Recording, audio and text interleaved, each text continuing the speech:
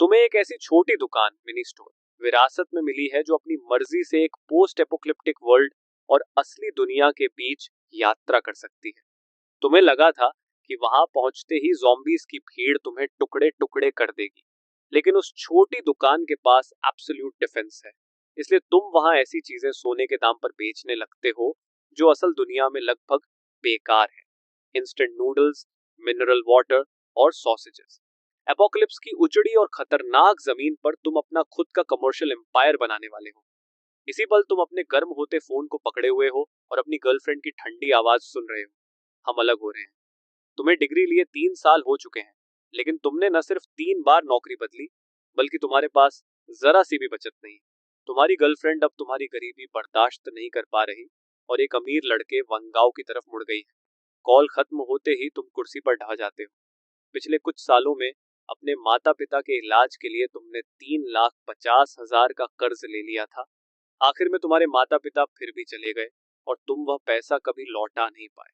अब तुम्हारे पास बस यही आधी मरी सी छोटी दुकान बची है। लेकिन ठीक उसी पल दुनिया घूमने लगती है और बैकग्राउंड की धुन बदल जाती है। तुम्हें समझ आता है कि तुम एक पोस्ट एपोक्लिप्टिक वर्ल्ड में आ गए। खिड़की के बाहर तुम्हें ज़ॉम्बीज का एक झुंड दिखाई देता है। छोटी दुकान के अचानक प्रकट होने से उनका ध्यान भी उधर खिंच गया है। अगले ही सेकंड वे सब पागल हो जाते हैं और तुम पर टूट पड़ते हैं। तुम्हें लगता है अब सब खत्म हो गया, लेकिन जिस टूटते कांच की आवाज की तुम उम्मीद कर रहे थे वह आती ही नहीं। दरवाजा, जो आमतौर पर हल्के से धक्के में भी टूट जाता, 1 मिलीमीटर भी नहीं हिलता। तभी तुम्हारे सामने रोशनी की एक स्क्रीन प्रकट होती है। Apocalypse world, absolute security status, dimensional travel reusable in 12 घंटे। दूसरे शब्दों में, जब तक तुम यहाँ 12 घंटे रहते हो तुम अपने असली वर्ल्ड में वापस जा सकते हो। तुम बाहर खड़े मॉन्स्टर्स जैसे ज़ॉम्बीज पर नजर डालते हो और झुंझलाकर सिर खुजलाते हो। 20 वर्ग मीटर से भी छोटी यह दुकान तरह तरह के सामान से भरी है।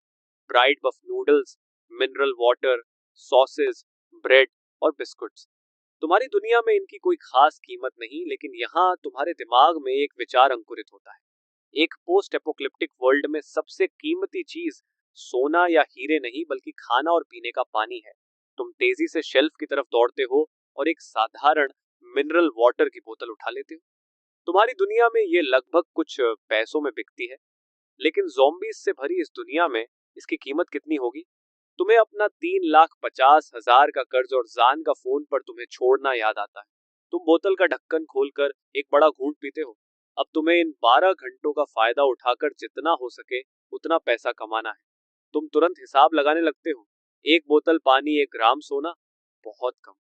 एक बोतल पानी 10 ग्राम सोना और इंस्टेंट नूडल्स का एक पैकेट 100 ग्राम सोना। तुम खुद को शांत रहने के लिए मजबूर करते हो। समस्या यह है कि तुम्हें ग्राहकों की जरूरत है, लेकिन दरवाजे के सामने खड़े इन 10 ज़ॉम्बीज के बीच कौन सा सर्वाइवर यहाँ आने की हिम्मत करेगा? फिर भी तुम 12 घंटे यूं ही खाली बैठने वाले नहीं हो। तुम्हारी नजर ब्रेस्ड बीफ नूडल्स के पैकेट पर जाती है और तभी तुम्हारे दिमाग में एक आइडिया आता है। इस दुनिया में जहां हर तरफ जंग और सड़ान की बदबू फैली है, वहां ताजी खुशबूदार इंस्टेंट नूडल्स के कटोरे से ज्यादा लुभावनी चीज और क्या हो सकती है? तुम केटल को प्लग में लगाकर चालू कर देते हो। केटल गड़गड़ाने लगती है। छोटी दुकान में अब भी बिजली है, मानो यह जगह सिस्टम से जुड़ी हुई है और बाहरी दुनिया से पूरी तरह अलग एक स्वतंत्र दुनिया है। पानी जल्द ही उबलने लगता है और एक गहरी तीखी खुशबू तुरंत पूरी दुकान में फैल जाती है। तुम खुद भी अनजाने में लार निगल लेते हो। लेकिन एक समस्या है, इस खुशबू को बाहर तक कैसे पहुंचाया जाए? दरवाजा तो तुम खोल ही नहीं सकते। तुम दुकान में चारों तरफ देखते हो और आखिरकार तुम्हारी नजर एक एग्जॉस्ट वेंट पर पड़ती है। नूडल्स की तेज खुशबू उस छोटे से पाइप से बाहर निकलकर मौत से भरी दुनिया की हवा में तैरने लगती है। समय धीरे धीरे बीतता रहता है। बाहर अब भी मौत जैसा सन्नाटा है। जब तुम्हारा धैर्य लगभग खत्म होने वाला होता है, तभी अचानक एक लौ उन 10 ज़ॉम्बीज को घेर लेती है। तुम खिड़की से सावधानी से देखते हो। वह एक महिला है। उसकी नजर इन खंडहरों के बीच अजीब लग रही इस दुकान को परखती है। वह कहती है, दिलचस्प, ऐसी जगह पर भी कोई दुकान चलाने की हिम्मत करता है। वह सीधे प्रवेश द्वार की तरफ बढ़ती है, लेकिन अगले ही सेकंड एक अदृश्य कांच की दीवार से टकरा जाती है। वह तुम्हारी तरफ देखती है और पूछती है, तुम भी एक अवेकंड हो? यही तुम्हारी शक्ति है? थोड़ी देर की चुप्पी के बाद वह कहती है, मेरा नाम यिंग है। वह एक छोटा फल उठाकर पूछती है, ये कितना है? तुम जवाब देते हो, सोना। वह हैरान होकर कहती है, हम किस जमाने में हैं? यहाँ कौन इस बेकार चीज का इस्तेमाल करता है? तुम शांत स्वर में कहते हो, यहाँ मैं सिर्फ सोना ही लेता हूँ। तुम्हारा आत्मविश्वास देखकर यिंग हाथ उठाती है और एक छोटी सी लौ तुम्हारे चेहरे की तरफ भेजती है, लेकिन जैसे ही वह बैरियर से टकराती है, तुरंत गायब हो जाती है। तुम कहते हो, अब हम ठीक से बात कर सकते हैं। यिंग कहती है, ठीक है बॉस, ये इंस्टेंट नूडल्स का कटोरा कितने का है? तुम जवाब देते हो, कुछ खास नहीं, बस 100 ग्राम सोना। वह चौंक कर कहती है, 100 ग्राम? क्या तुम मुझे लूटना चाहते हो? भले ही अब सोने की कोई कीमत नहीं रही और कोई इसे चाहता नहीं, इसका मतलब ये नहीं कि ये हर गली में मिल जाता है। तुम शांत होकर कहते हो, खरीदना जरूरी नहीं है। इतना कहकर तुम उसे अनदेखा कर देते हो और अभी अभी बनाए हुए नूडल्स खाने लगते हो। नूडल्स को खींचकर खाने की आवाज बहुत तेज गूंजती है। यिंग अनजाने में निकलती है, उसका गला अपने आप हिलता है। उसे याद भी नहीं कि आखिरी बार उसने गर्म खाना कब खाया था। आमतौर पर वह बस कैंड फूड और एनर्जी बार्स से गुजारा करती है जो उसे कहीं कहीं मिल जाती है। वह खाना बस उसे जिंदा रखता है, उसमें जरा सा भी स्वाद नहीं होता। उसी समय उसका पेट हल्के से गुर्राता है। आवाज बहुत हल्की है, लेकिन इस गहरे सन्नाटे में वह किसी गरज की तरह गूंजती है। यिंग के गाल तुरंत लाल हो जाते हैं। तुम ऐसे दिखाते हो जैसे कुछ सुना ही नहीं और आराम से अपने स्वादिष्ट नूडल्स खाते रहते हो। वह झिझकते हुए कहती है, मेरे पास अभी इतना सोना नहीं है, क्या मैं बाद में भुगतान कर सकती हूँ? तुम ठंडे स्वर में कहते हो, ये दुकान उधार नहीं देती। तुम यहाँ दान करने नहीं आए हो और वैसे भी 12 घंटे बाद तुम इस दुनिया से चले जाओगे। कौन जाने वो फिर लौटकर पैसे दे भी पाएगी या नहीं। आखिर में तुम नूडल्स का आखिरी कौर निगलते हो और संतोष भरी डकार लेते हो। फिर तुम लापरवाही से शेल्फ से एक सॉसेज उठाते हो और हल्की सी उंगली की चटक से उसे हवा में उछाल देते हो, जैसे कोई आवारा बिल्ली को खाना फेंक रहा। सॉसेज हवा में एक परफेक्ट पैराबोला बनाते हुए उड़ता है और उसी पल यिंग का शरीर तुरंत सख्त हो जाता है। ये तो बिल्कुल साफ साफ अपमान था, लेकिन उसकी समझ उसे तुरंत सॉसेज उठाकर खाने के लिए कहती है। समय जैसे ठहर सा जाता है और लगभग 2.5 सेकंड बाद आखिरकार भूख उसकी इज्जत पर भारी पड़ जाती है। वह झुककर सॉसेज उठा लेता है और सिर्फ 3 कौर में ही उसे पूरी तरह खा जाता है। तुम शांत आवाज में कहते हो, इसे गुडविल समझ लो। इंस्टेंट नूडल्स का एक बाउल, एक 100 ग्राम सोना, सबके लिए सेम प्राइस। यिंग बस 2 शब्द कहता है, मेरा इंतजार करना, और तुरंत मुड़कर चला जाता है। उसकी पावर्स के साथ उसे बस किसी सर्वाइवर कैंप या अपोकैलिप्स से पहले के किसी बैंक वॉल्ट तक पहुंचना है और 100 ग्राम सोना हासिल करना उसके लिए मुश्किल नहीं होगा। लेकिन तभी तुम उसे फिर से आवाज देते हो, रुको। तुम आराम से एक कोका कोला की कैन निकालते हो, वही लेजेंडरी कोका कोला जो दुनिया खत्म होने से पहले हर जगह मिलती थी। लेकिन अब यह किसी भी महंगी वाइन से भी ज्यादा कीमती लग्जरी बन चुकी है। तुम कहते हो, एक कैन 50 ग्राम सोना। यिंग के जवाब देने से पहले ही तुम स्पाइसी स्टिक्स का एक पैकेट भी खोल देते हो और कहते हो, 30 ग्राम सोना, ice cold Coca, spicy sticks और गरम इंस्टेंट नूडल्स का कॉम्बो। दुनिया खत्म होने से पहले ये तीनों चीजें सबसे सस्ता मेन्यू हुआ करती थी, लेकिन अब उनमें अजीब सा आकर्षण था। यिंग की मुट्ठियां कस जाती हैं और उसकी उंगलियों की हड्डियां चरमराने लगती हैं। वह गुस्से में कहता है, बेहतर होगा कि तुम्हारे पास काफी स्टॉक हो। और इतना कहकर उसकी परछाई तुरंत गायब हो जाती है, क्योंकि वह अभी इसी वक्त सोना ढूंढने निकल चुका था। उस समय डायमेंशनल ट्रैवल के रिचार्ज में अभी भी 10 घंटे 30 मिनट बाकी थे, इसलिए तुम आराम से अपनी छोटी दुकान का निरीक्षण करने लगते हो।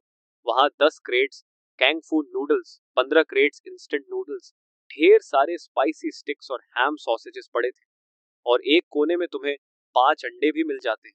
ये देखते ही तुम्हारे दिमाग में एक और आइडिया आता है। लगभग 1 घंटे बाद बाहर से भारी कदमों की आवाज सुनाई देती है। यिंग वापस आ चुका था। वह थोड़ा घायल लग रहा था और उसके हाथ में एक काला बैग था। वह कहता है, 200 ग्राम सोना, 1 ग्राम भी कम नहीं। तभी सिस्टम की आवाज आती है, क्या इस वस्तु को सुरक्षा क्षेत्र में प्रवेश की अनुमति दी जाए? तुम चुपचाप अनुमति दे देते हो और काला बैग एक अदृश्य हाथ से उठकर धीरे धीरे उड़ता हुआ तुम्हारे पैरों के पास आ गिरता है। ये देखकर यिंग की आंखें सिकुड़ जाती हैं, क्योंकि यह आदमी उसकी कल्पना से भी ज्यादा रहस्यमय था। सामान गिनने के बाद तुम braised beef noodles, ice cold Coca और स्पाइसी स्टिक्स निकालते हो और फिर यिंग के सामने ही पानी उबालते हो। थोड़ी ही देर में नूडल्स तैयार हो जाते हैं और तुम भाप छोड़ते हुए बोल को दरवाजे तक ले जाते हो। यिंग सोचता है कि अब तुम उसे बोल दे दोगे, लेकिन तभी तुम अचानक रुक जाते हो और अपनी जेब से एक अंडा निकालकर उसे देखते हुए कहते हो, सुंदर लेडी, अगर इसमें एक एक भी डाल दूं तो? यिंग पूछता है, कितने का? तुम जवाब देते हो, 50 ग्राम सोना। ये सुनते ही यिंग भड़क जाता है। एक अंडे के लिए 50 ग्राम सोना? क्यों ना तुम सीधे लोगों को लूट ही लो।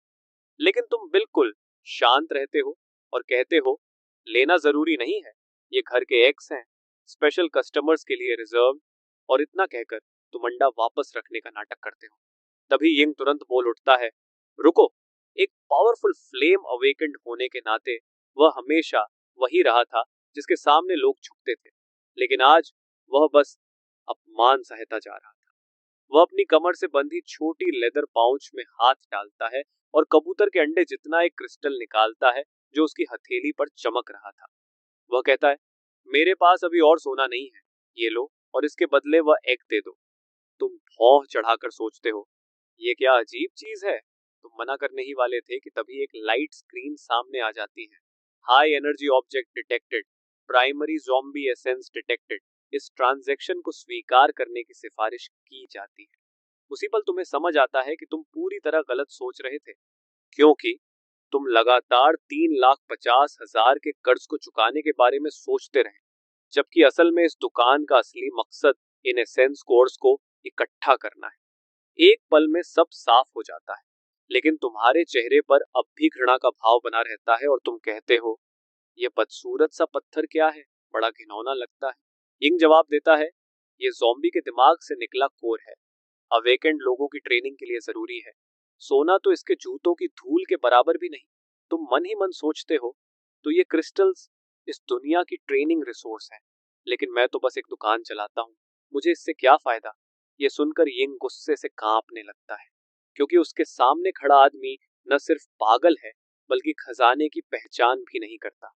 उसे फटने के कगार पर देखकर तुम आह भरते हो और कहते हो, ठीक है, ठीक है, चूंकि तुम इतना इंसिस्ट कर रहे हो तो इस बार एग्जेप्शन कर देता हूँ। जैसे ही तुम ये कहते हो, तुम मन ही मन कोर लेने का सोचते हो और वह तुरंत यिंग की हथेली से गायब होकर तुम्हारी इन्वेंट्री में चला जाता है। तुमने उसे देखने की भी जरूरत नहीं समझी और लापरवाही से रख दिया। फिर तुम नूडल्स, कोका और स्पाइसी स्टिक्स यिंग को दे देते हो और वह फोर्क उठाकर बड़े बड़े कौर में सब कुछ खा जाता है, बोल में पड़े हरे प्याज तक नहीं छोड़ता। फिर वह कोका खोलकर एक ही सांस में पी जाता है और स्पाइसी स्टिक्स का पैकेट फाड़कर एक एक करके सब खा जाता है, जबकि इस पूरे समय तुम बस चुपचाप उसे देखते रहते हो। आखिर में यिंग कहता है, मैं फिर आऊंगा, और मुड़कर गली के अंधेरे में गायब हो जाता है। उसके जाने के बाद ही तुम वो मिस्टीरियस गोल्डन कोर निकालते हो और सिस्टम का मैसेज सामने आता है। प्राइमरी ज़ॉम्बी गोल्डन कोर मानव के जेनेटिक लॉक्स को तोड़ सकता है। इसे इस्तेमाल करने पर अवेकेंड बनने की संभावना मिलती है, लेकिन अगर अब्जॉर्प्शन फेल हो जाए तो शरीर तुरंत एलिमेंट्री पार्टिकल्स में बिखर जाता है और सफलता की दर 1% से भी कम है। ये सुनकर तुम्हारा हाथ कांप जाता है और तुम लगभग उस कोर को फेंक ही देते हो, क्योंकि 1% से कम सक्सेस रेट कोई मौका नहीं बल्कि सीधे नरक का टिकट है। लेकिन तभी दुकान का सिस्टम एक और नोटिफिकेशन दिखाता है कि दुकान के सुरक्षा क्षेत्र में उपयोगकर्ता हर तरह के नुकसान से इम्यून रहेगा, चाहे वह फिजिकल डैमेज हो, एनर्जी शॉक हो, मेंटल कंटामिनेशन हो या जेनेटिक कोलैप्स। ये देखकर तुम फिर से अपने हाथ में पकड़े गोल्डन कोर को देखते हो और समझ जाते हो कि तुम्हारे लिए इसमें कोई जोखिम नहीं है। तुम सोचते हो कि इसे कैसे इस्तेमाल किया जाए, क्या सीधे निगल लिया जाए। ये बिल्कुल खाने लायक नहीं लगता, लेकिन यिंग को याद करते हुए जो हवा में से फ्लेम्स निकाल रहा था, तुम एक झटके में उसे निगल लेते हो। अगले ही पल असहनीय दर्द पूरे शरीर में फैल जाता है और तुम झींगे की तरह दोहरे हो जाते हो। मिनट दर मिनट समय बीतता है और आखिरकार वह भयानक दर्द गायब हो जाता है। उसकी जगह एक जबरदस्त शक्ति का एहसास तुम्हारे पूरे शरीर में फैल जाता है और तुम समझ जाते हो कि यही अवेकेंड बनने की ताकत है कितनी भयानक शक्ति। फिर तुम यिंग की तरह वही पोज बनाकर खड़े हो जाते हो, फायर। लेकिन कुछ भी नहीं हुआ। तुम्हारी उंगलियों के सिरे पर जरा सी चिंगारी तक नहीं निकली। धत्तेरे की, क्या अवेकनिंग फेल हो गया? जितना ज्यादा तुम इसके बारे में सोचते गए, उतना ही गुस्सा बढ़ता गया। तुमने बगल में रखी शेल्फ पर जोर से मुक्का मार दिया। अचानक शेल्फ और उस पर रखे सारे स्नैक्स पूरी तरह गायब हो गए। उसी पल तुम्हारी चेतना किसी दूसरे स्पेस से जुड़ गई। उस स्पेस के अंदर वही शेल्फ मौजूद थी जो अभी अभी गायब हुई थी। तुमने हाथ बढ़ाकर देखने की कोशिश की और गायब हुई शेल्फ तुरंत अपनी जगह वापस आ गई। तभी सिस्टम ने एक नोटिफिकेशन भेजा, दूसरी अवेकनिंग सफल, नई क्षमता प्राप्त, डायमेंशनल वेयरहाउस। ये स्पेस टाइम को अलग करके रख सकता है। सोच के जरिए स्टोरेज और रिट्रीवल संभव है। मौजूदा कैपेसिटी 1 घन मीटर। इसके बाद तुमने बार बार स्पाइसी स्टिक्स को प्रकट और गायब करके प्रैक्टिस करना शुरू कर दिया। प्रकट, गायब, प्रकट, गायब, और धीरे धीरे तुम अपने ही ख्यालों में खो गए। सोना सिर्फ आर्थिक संकट हल कर सकता है, लेकिन गोल्ड कोर ही असली चाबी है जिससे इस अपोकलिप्स में जिंदा रहा जा सकता है। अब रिचार्ज होने में 9 घंटे बाकी थे, इसलिए निकलने से पहले तुम्हें ज्यादा से ज्यादा गोल्ड कोर इकट्ठा करने ही होंगे। सिर्फ एक पैकेट नूडल्स की खुशबू से ही यिंग खिंची चली आई थी, तो अगर इस खुशबू को 10 गुना या 20 गुना बढ़ा दिया जाए तो? यही सोचकर तुमने एक बड़ी कढ़ाई निकाली और उसमें पूरे 20 पैकेट इंस्टेंट नूडल्स पकाए। आखिर में तुमने हाई पावर एग्जॉस्ट फैन को पूरी ताकत से चला दिया। बस तैयार था तुम्हारा end of the world Buddha jumping over wall वाला प्लान। 3 गलियों दूर एक छोड़ी हुई इमारत के अंदर एक जवान लड़का कोने में सिमटा बैठा था। एक चेहरे पर निशान वाला आदमी अपनी बंदूक की नली साफ कर रहा था। तभी चश्मा पहने एक आदमी चिंतित आवाजों में बोला, टाइगर, चियाओलू के घाव और भी खराब हो गए हैं। अगर हमें दवा नहीं मिली तो मुझे डर है कि वह। टाइगर नाम का वह निशान वाला आदमी चुपचाप सिर हिलाने लगा। इस इलाके का सारा खाना बहुत पहले ही लूट लिया गया था, और जहां तक दवाइयों की बात थी, इस दुनिया में वह ऐसी विलासिता थी जिसके बारे में सोचना भी मुश्किल था। लेकिन ठीक उसी समय एक बेहद ललचाने वाली खुशबू उनके पास तक पहुंच गई। टाइगर, बाहर कोई नूडल्स पका रहा है, चुप रहो। उसकी समझ जोर जोर से चिल्ला रही थी कि यह एक चाल है। अपोकैलिप्स के बीच जो भी इंसान इतनी खुलेआम खाना पकाने की हिम्मत करता है, वह या तो पागल होता है या फिर बेहद ताकतवर शिकारी। फिर भी इतने समय से भूख से तड़प रहा उसका शरीर जोर जोर से गुड़गुड़ाने लगा। उसे ढूंढो और खा लो। चश्मा पहने आदमी भी बेचैन हो गया। टाइगर, हमारे पास ज्यादा समय नहीं है। अगर देर हो गई तो हमें सूप भी नहीं मिलेगा। टाइगर अच्छी तरह जानता था कि अगर ऐसा ही चलता रहा तो वे तीनों आखिरकार भूख से मर जाएंगे। आखिर उसकी आंखों में एक दृढ़ चमक उभरी। वे कई गलियों को पार करते हुए आगे बढ़े और अंत में एक छोटी सी सुपर 8 के सामने पहुंचे। दरवाजे के ठीक सामने एक विशाल कढ़ाई रखी थी जिसमें इंस्टेंट नूडल्स और सैसेज उबल रहे थे, और तुम दरवाजे के फ्रेम से टिके आराम से खड़े थे। जाल? बिल्कुल जाल। तीनों ने मुश्किल से निगलते हुए लार रोकी, लेकिन आगे बढ़ने की हिम्मत नहीं हुई। तभी टाइगर ने देखा कि सड़क के दूसरी तरफ एक छोड़ी हुई गाड़ी के पीछे कोई आदमी छिपा हुआ है। उसने भी इस समूह को देख लिया था और जल्दी से उन्हें चुप रहने का इशारा किया। टाइगर ने ध्यान से चारों ओर देखा तो उसे और भी लोग छिपे हुए दिखे। पहली मंजिल की खिड़की पर बाईं तरफ कोई था। दाईं गली में कूड़ेदानों के पीछे धातु की चमक दिखाई दे रही थी। कम से कम 4 और समूह भी उसी खुशबू से खिंचे चले आए थे। और तुम दुकान के अंदर खड़े पहले से जानते थे कि काफी लोग इकट्ठा हो चुके हैं। तुमने आराम से कहा, काफी देर से देख रहे हो, भूख नहीं लगी?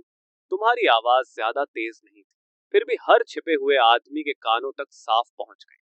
लेकिन कोई जवाब नहीं आया। तुमने कड़ाही से सॉसेज का एक टुकड़ा निकाला और मुंह में डालते हुए कहा, मैं खुला हूं, आराम से व्यापार करते हैं। मेरे पास नूडल्स, पानी और सॉसेजेस हैं, हिस्से भी बड़े हैं, पेट भर जाएगा। छोड़ी हुई गाड़ी के पीछे छिपा आदमी आखिर खुद को रोक नहीं पाया। पेमेंट कैसे करेंगे? तुमने शांत स्वर में कहा, गोल्ड कोर या गोल्ड बॉक्सेस। ये सुनकर सब चौंक गए। गोल्ड बॉक्सेस समझ में आते थे, वह एक सुरक्षित मुद्रा थी, लेकिन इस पोस्ट एपोक्लिप्टिक दुनिया में सोने की कीमत स्टील की प्लेट से भी कम रह गई थी। तभी कूड़ेदानों के पीछे से गुस्से भरी आवाज आई, यह हमसे मजाक कर रहा है। इस लड़के का कोई व्यापार करने का इरादा नहीं है। चलो सब मिलकर इसे खत्म कर देते हैं और कड़ाही की चीजें बांट लेते हैं। ये सुनते ही माहौल और अजीब हो गया। सब तेजी से सोचने लगे, लेकिन तुमने सिर तक नहीं उठाया और आराम से नूडल्स खाते रहे। फिर तुमने कहा, कोशिश कर सकते हो, लेकिन याद रखो, जो हमला करेगा वह व्यापार का हक खो देगा। वह बस दूसरों को खाते पीते देखता रहेगा।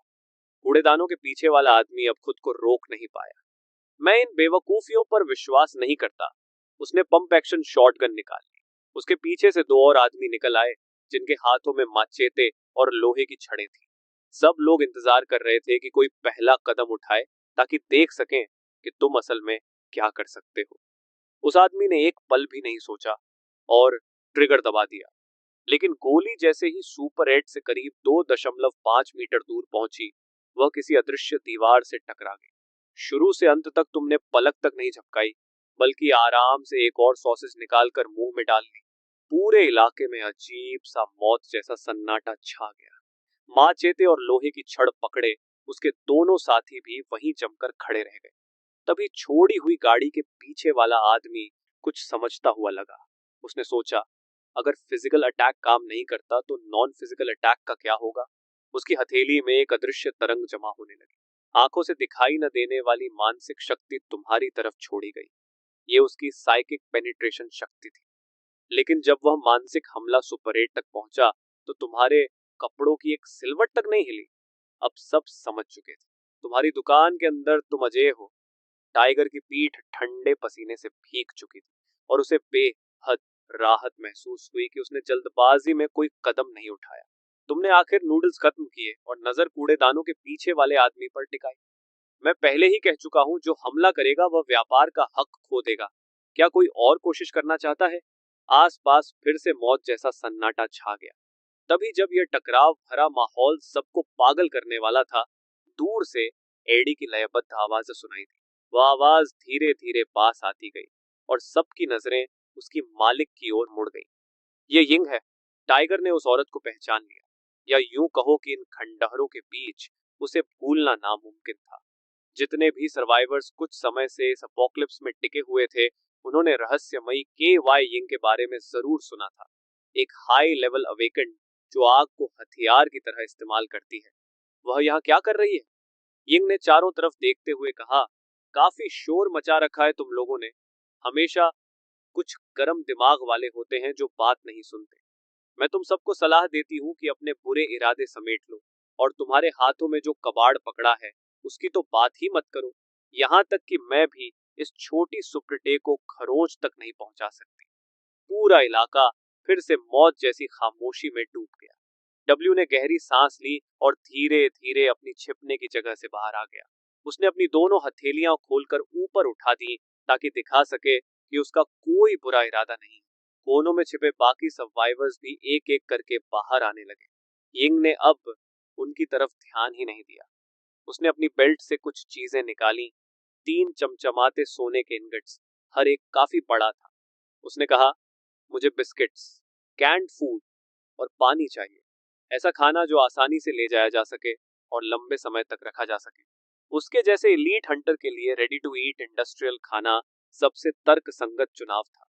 तुम्हें भी समझदार लोगों के साथ व्यापार करना पसंद था। तुमने जल्दी से कंप्रेस्ड बिस्किट्स, कैनड मीट और बॉटल्ड वाटर निकाल दिए। सौदा आसानी से हो गया। सबकी आंखों के सामने यिंग ने खाना उठाया, मुड़ी और अंधेरे में गायब हो गई। फिर सबकी निगाहें दोबारा तुम्हारी तरफ मुड़ गईं। इस बार उनमें न शक था, न दुश्मनी, सिर्फ शुद्ध इच्छा। तुमने कहा, अब तुम्हारी बारी है। नियम समझ गए हो ना? गोल्ड या कोरस के बदले खाना, लेकिन इनके लिए नहीं। ये कहते हुए तुमने उन 3 आदमियों की तरफ इशारा किया जिन्होंने पहले हमला किया था। वह आदमी अब और सहन नहीं कर पाया।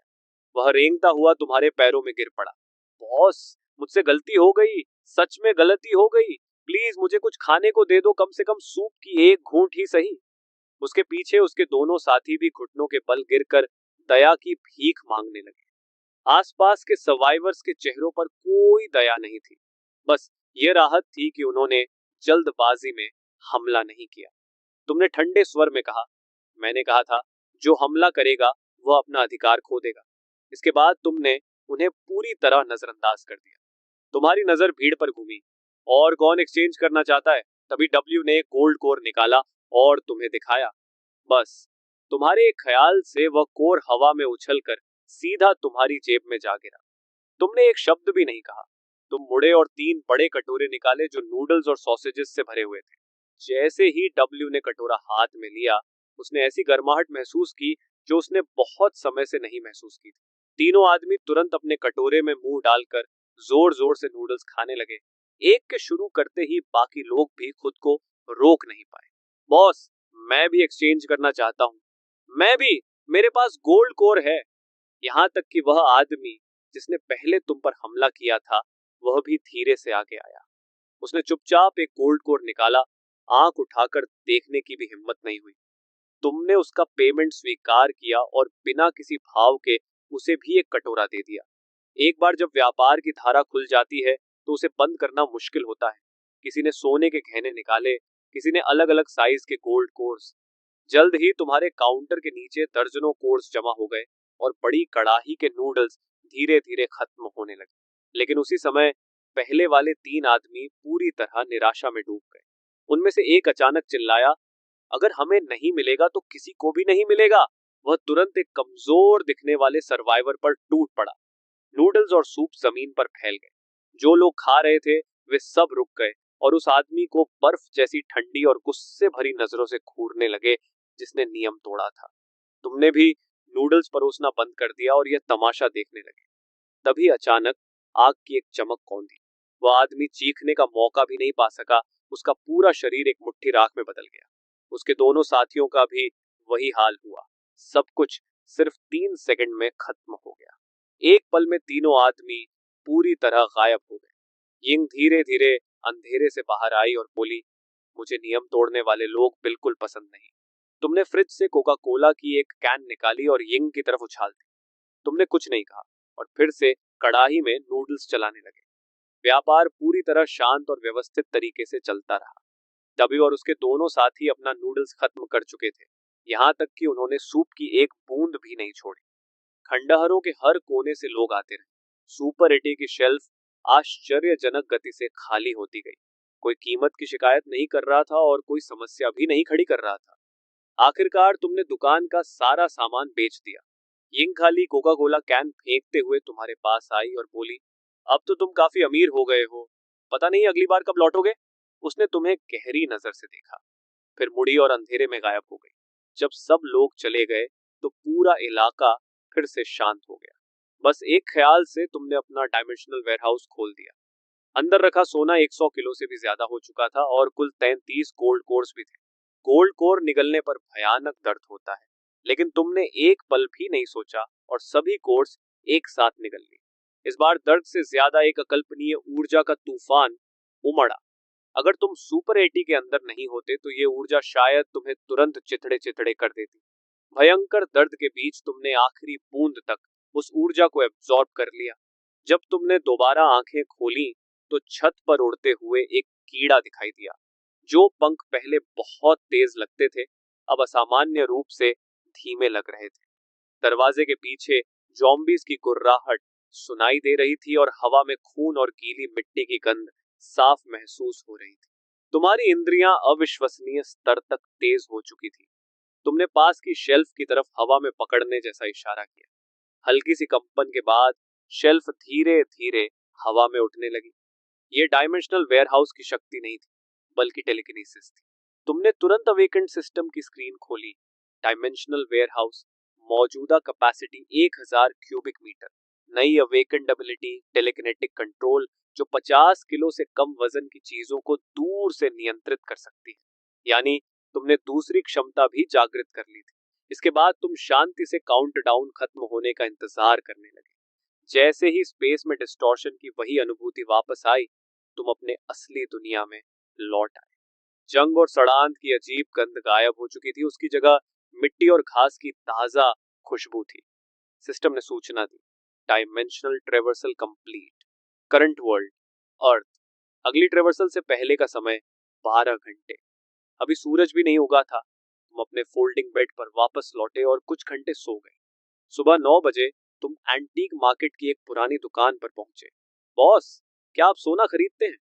दुकानदार ने पूछा, कितनी प्योरिटी है और ये कहाँ से आया है? तुमने कोई जवाब नहीं दिया और सीधे एक गोल्ड इंगट निकालकर मेज पर रख दिया। धातु के टकराने की भारी आवाज सुनते ही दुकानदार सीधा खड़ा हो गया। उसने लगभग 10 मिनट तक उन इंगॉट्स को ध्यान से जांचा, फिर सिर उठाकर बोला, माल अच्छा है, एक ही दाम 5,800। तुमने कहा, 7 लाख दोस्त, ये दाम बहुत ज्यादा है। मैं भी रिस्क ले रहा हूं और कुछ लोगों को हिस्सा भी देना पड़ता है। 7 लाख की पेशकश सुनकर दुकानदार लगभग आधा मिनट चुप रहा। फिर तुम्हारे अकाउंट में 7 लाख का ट्रांसफर आ गया। एंटीक मार्केट से बाहर निकलते ही तुमने तुरंत अपने क्रेडिटर को फोन किया। उधर से आवाज आई, हाँ कौन है? तुमने कहा, चाओगो बोल रहा हूँ, मेरा नंबर याद है? वह बोला, तो पैसे का इंतजाम हो गया? तुमने जवाब दिया, हाँ।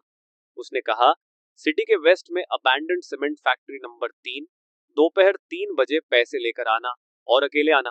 3 बजे सीमेंट फैक्ट्री में ब्याव खड़ा था और उसके पीछे उसके 7 से 8 आदमी थे। वह हंसते हुए बोला, तू सच में अकेला आने की हिम्मत कर गया? तुमने कहा, पैसे और प्रोमिसरी नोट निकाल। ब्याव चौड़ी मुस्कान के साथ बोला, आजकल कीमतें बहुत बढ़ गई हैं, मेरे लोगों को भी खाना पड़ता है। उसने 5 उंगलियां उठाई। 5 लाख? तब मैं तेरे सामने ही प्रोमिसरी नोट जला दूंगा। तुम्हें नियम न मानने वाले लोग बिल्कुल पसंद नहीं थे। तुमने शांत आवाज में कहा, मैं 3,50,000 लौटाने वाला था, लेकिन अब सिर्फ 2 लाख दूंगा। तुम्हारी आवाज ऊंची नहीं थी, लेकिन वहां मौजूद हर आदमी ने साफ सुन लिया। ब्याव का चेहरा जम गया, उसे अपने कानों पर विश्वास नहीं हुआ। उसने पूछा, तूने कितने कहा? तुमने दोहराया, 2 लाख, एक पैसा ज्यादा नहीं। तभी उसके एक आदमी ने चिल्लाकर कहा, इस कमीने को खत्म कर देता हूं। उसने लोहे की रॉड उठाकर तुम्हारे सिर पर वार किया, लेकिन जो होना चाहिए था वह नहीं हुआ। रॉड तुम्हारे सिर से 10 सेंटीमीटर पहले ही रुक गई, क्योंकि तुमने उसे एक हाथ से आसानी से पकड़ लिया था। अगले ही पल वह आदमी ऐसे दूर जा गिरा जैसे किसी ट्रक ने टक्कर मार दी। सीमेंट फैक्ट्री में दर्द की चीखें गूंज उठी। ब्याव आखिरकार होश में आया और चिल्लाया, सब मिलकर हमला करो, इसे खत्म कर दो। लेकिन चाहे वे कितने भी थे, तुम्हारे कुछ ही वारों के सामने टिक नहीं पाए। कुछ ही सेकंड में कई गुंडे ब्याव के पैरों के पास पड़े कांप रहे थे, गुस्से से नहीं, डर से। ब्याव घबराकर बोला, रुक जाओ, पास मत आना, मेरे बॉस। उसने जल्दी से प्रॉमिसरी नोट का कागजों का पुलिंदा निकाल लिया। उसकी आंखों के सामने तुमने 2 लाख ट्रांसफर कर दिए। तुमने कहा, पहले 3,50,000 होने चाहिए थे, अब इसकी कीमत सिर्फ 2 लाख है। फिर तुमने प्रॉमिसरी नोट फाड़ दिया और वहां से चले गए। मामला खत्म हो चुका था। तुम्हारे पास इससे ज्यादा जरूरी काम थे। तुम यूज्ड कार मार्केट गए और थोड़ी ही देर बाद एक सेकंड हैंड वैन चलाते हुए शहर के सबसे बड़े फूड होलसेल मार्केट की तरफ निकल पड़े। होलसेल सुपरमार्केट में घुसते ही एम्प्लॉय के कुछ कहने से पहले ही तुमने कहा, नमस्ते, मुझे 200 carton instant noodles, 100 carton ham sausages, 200 carton compressed biscuits, 100 carton canned beef और 500 कार्टन मिनरल वाटर चाहिए। मात्रा सुनकर कर्मचारी चौंक गया, लेकिन जल्दी ही सामान तैयार करने लगा, क्योंकि जो ग्राहक पैसे देता है वही राजा होता है। पूरा सामान वैन में लोड करने में तुम्हें पूरा दिन लग गया। डिमेंशनल ट्रांसफर में सिर्फ 2 घंटे बाकी थे। कल की पहली डील में बहुत सारा सोना आखिरी समय में रूइन से इकट्ठा किया गया था। अगर ज्यादा प्रॉफिट चाहिए तो क्वांटिटी बढ़ानी होगी और अलग अलग स्ट्रॉन्ग होल्ड्स के साथ कोऑपरेशन करना होगा। सोना इकट्ठा करना उनका काम होगा। अपने अंदर बढ़ती ताकत को महसूस करते हुए तुम्हें अपने पुराने जीवन से एक अजीब सा अलगाव महसूस होने लगा। बचे हुए 2 घंटों में तुमने फैसला किया कि पुराने जीवन को अलविदा कहने के लिए एक शानदार खाना खाया जाए। इसलिए तुम शहर के सबसे लग्जूरियस रेस्टोरेंट पहुंच गए। सामने खड़ी लग्जरी कार्स के मुकाबले तुम्हारी वैन बिल्कुल अजीब लग रही थी। यहाँ तक कि वैलेट को लगा कि तुम सिर्फ पार्किंग इस्तेमाल करने आए हो। वह बोला, सर, यहाँ। लेकिन तुमने जेब से सोयाबीन के दाने जितनी छोटी गोल्ड नगेट निकाली और उसके हाथ में रख दी। मेरी गाड़ी पार्क करो, और अगर काम ठीक से नहीं किया तो तुम्हारी टांगें तोड़ दूंगा। सोने की वह छोटी सी नगेट हाथ में लेते ही विलेत सन्न रह गया। तुम बिना उसकी तरफ देखे सीधे रेस्टोरेंट के अंदर चले गए। अंदर सॉफ्ट लाइटिंग थी, लोग एलिगेंट कपड़ों में थे, सब कुछ इतना शांत और शानदार लग रहा था, बिल्कुल उस अपोकैलिप्स से उल्टा जिसे तुम अभी अभी छोड़कर आए थे। तुम मेन्यू देख ही रहे थे कि पास से एक महिला की आवाज आई, च्याओगो, वह तुम्हारी एक्स गर्लफ्रेंड जान थी और उसके साथ खड़ा आदमी था वंगाओ, एक अमीर है।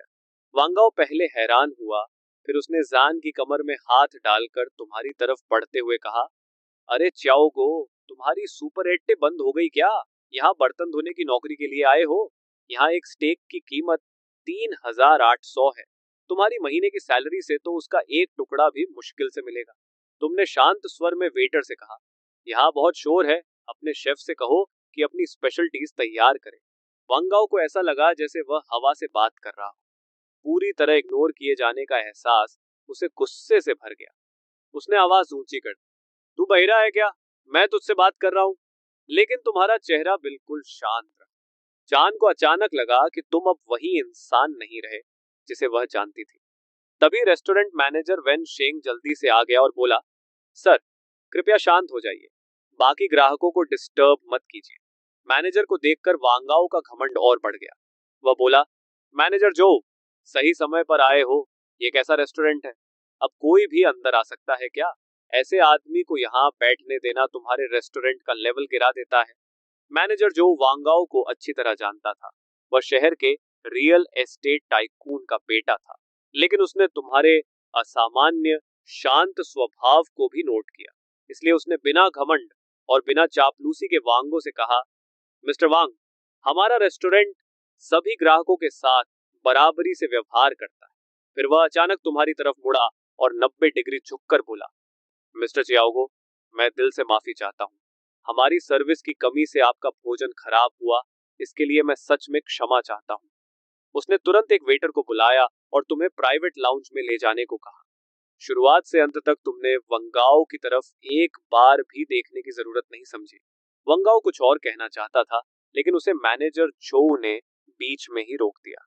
मिस्टर वांग, मैं आपसे तुरंत ये हंगामा बंद करने को कहता हूँ, नहीं तो मुझे सिक्योरिटी बुलानी पड़ेगी और आपको तथा इस लेडी को यहाँ से जाने के लिए कहना पड़ेगा। प्राइवेट लाउंज में तुम्हारे सामने तरह तरह के शानदार और महंगे डिशेस परोसे गए। पहले के समय में तुम्हें यहाँ खाने का हक भी नहीं मिलता, लेकिन अब जब तुमने छक लिया तो तुम्हें एहसास हुआ कि इसमें कोई खास बात भी नहीं है। खाना खत्म करने के बाद तुम वापस अपनी सुपरेट लौट आए।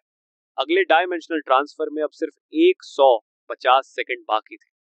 समय खत्म होते ही शहर की जानी पहचानी हलचल धीरे धीरे धुंधली पड़ गई और उसकी जगह फिर से अपोकलिप्स की मौत जैसी खामोशी ने ले ली।